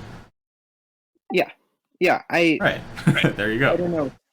I might be like, I definitely agree that veganism is better than like any animal agriculture. But I'm just saying that it is possible that veganism could be creating some disutility on the net. No, but when you go to on, do you mean? Are you talking? Maybe you're using the word on the net wrong. Do you just mean that there could be some level of disutility, or are you suggesting maybe the crop deaths produce such disutility that it outweighs the like global Holocaust thing? Yeah, not that it outweighs the global Holocaust. Yeah, you're saying it could. You're not talking about in the net. Then you're talking about there is some contribution to suffering. Yeah. Okay, but I don't think any vegan would doubt that some suffering happens somewhere. It's a question of which action is going to make the world the best, right? And there's no reason to believe that not buying vegan products will make it the best. So if the hypocrisy charge is, how could you be agnostic about the crop production, but not agnostic about veganism as a whole? Well, there's just way more factors at play in veganism as a whole, and there's a clear basis for an induction there, and in the crop case there isn't, right? It's like if you have 5 inputs, and 4 of them point in a clear direction, and 1 of them you don't know which direction it points, which direction does the induction go? I mean, Avi, would you approach this differently? Presumably you'd look at this the same way. No, I look at that the same, yeah. Yeah. Okay. Okay. My only concern is that if you accept that veganism could create some amount of disutility, but compared to other forms of eating, it will create less disutility, then you might have to accept suicide if you because the disutility created by your diet could outweigh the utility created by your life. But that's, again, this is just the definition baking move. We've seen like so many people do this. If it turns out to be the case that being alive actually decreases utility to a point that it's worse to be alive than to be dead, then would your ethics say you should be dead? Yes. If it turns out to be alive, situation. If it turns out that being alive is a bad thing, then being alive would be a bad thing. Right, it's not interesting. It's just specifying the conditions where it's a bad thing, which aren't proven, specifying those into the situation, and then asking if it would be a bad thing. It's like if I ask you, like, hey, like, so if it turned out being wrong to do X, would it be wrong to do X? You're like, yeah, like you baked it into the situation you just gave me. The whole question is it actually the case that it's wrong to do it, right? So you're saying, like, it's likely that any small disutility created by being veganism would probably be outweighed by the utility of your life as a whole. Well, wait, that's not exactly what we just said. The point that we just made is just about how here, one sec, this guy's waiting. Just 2 minutes, and we'll get to you. Okay, look, the point we just made was just that it's not a clever move to go, hey, if I bake the conditions that yield a certain ethical response from you into the situation, would you have that response? Right? You just bake them in. It's like saying, if I define X as having property Y, then does X have property Y? It's like, well, if you define it that way, but the whole question is it actually the case that in reality the thing we're calling X has property Y, right? It's like it's not interesting to bake the conditions that someone ethically responds to into the situation and then say, well, then would you have the response that you said you'd have if those conditions were there? It's like, yeah, it's basically just a tautology. It's like you're just saying, if the conditions that yield this response are in the situation, would you have this response? Yes, but the actual question is, are those conditions in the situation? Right? It's not interesting. Yeah, so I guess it would just be a question of whether yeah, I guess I agree that that's unfair.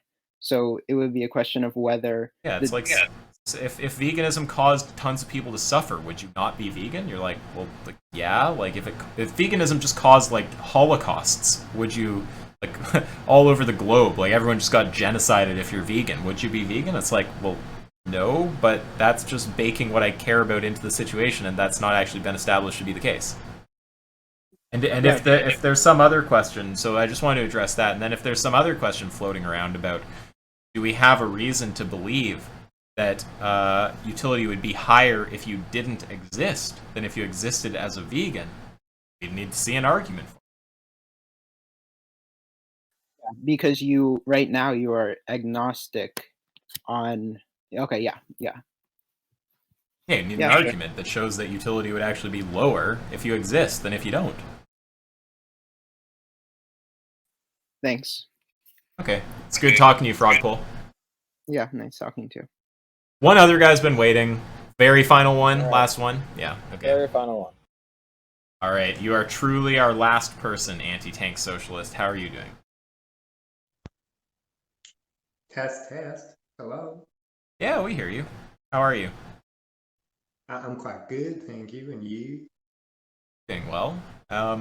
So what's up? Got a question or an argument, something related to vegan hypocrisy? It's not a question, it's a accusation. Of hypocrisy? Yes. Okay, yeah, go ahead. I love how upfront that is. It's not a question, it's an accusation.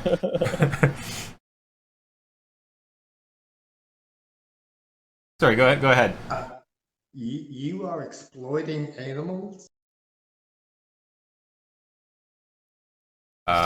Is there like an argument about this? Like, what's the argument supposed to be? Yes, you have. Oh, it's just this guy. Okay, alright, well that was a waste of time. It's just a troll. Okay. Okay, well, Alright. I think that's all. I'm done. You done? Me too. I'm done. Any final words, Avi? Just guys, like, understand where the burden of proof is. Understand, like, don't just take things for granted. Like, actually, like, you need an argument for. One of the things I think people take for granted are things like crop deaths being a bad thing. Like, no one. I don't think any vegan. I haven't seen vegan be like, oh, question this before. Like, they always just seem to succumb to it. Oh, deforestation, like, intrinsically, like, this will be intrinsically a bad thing.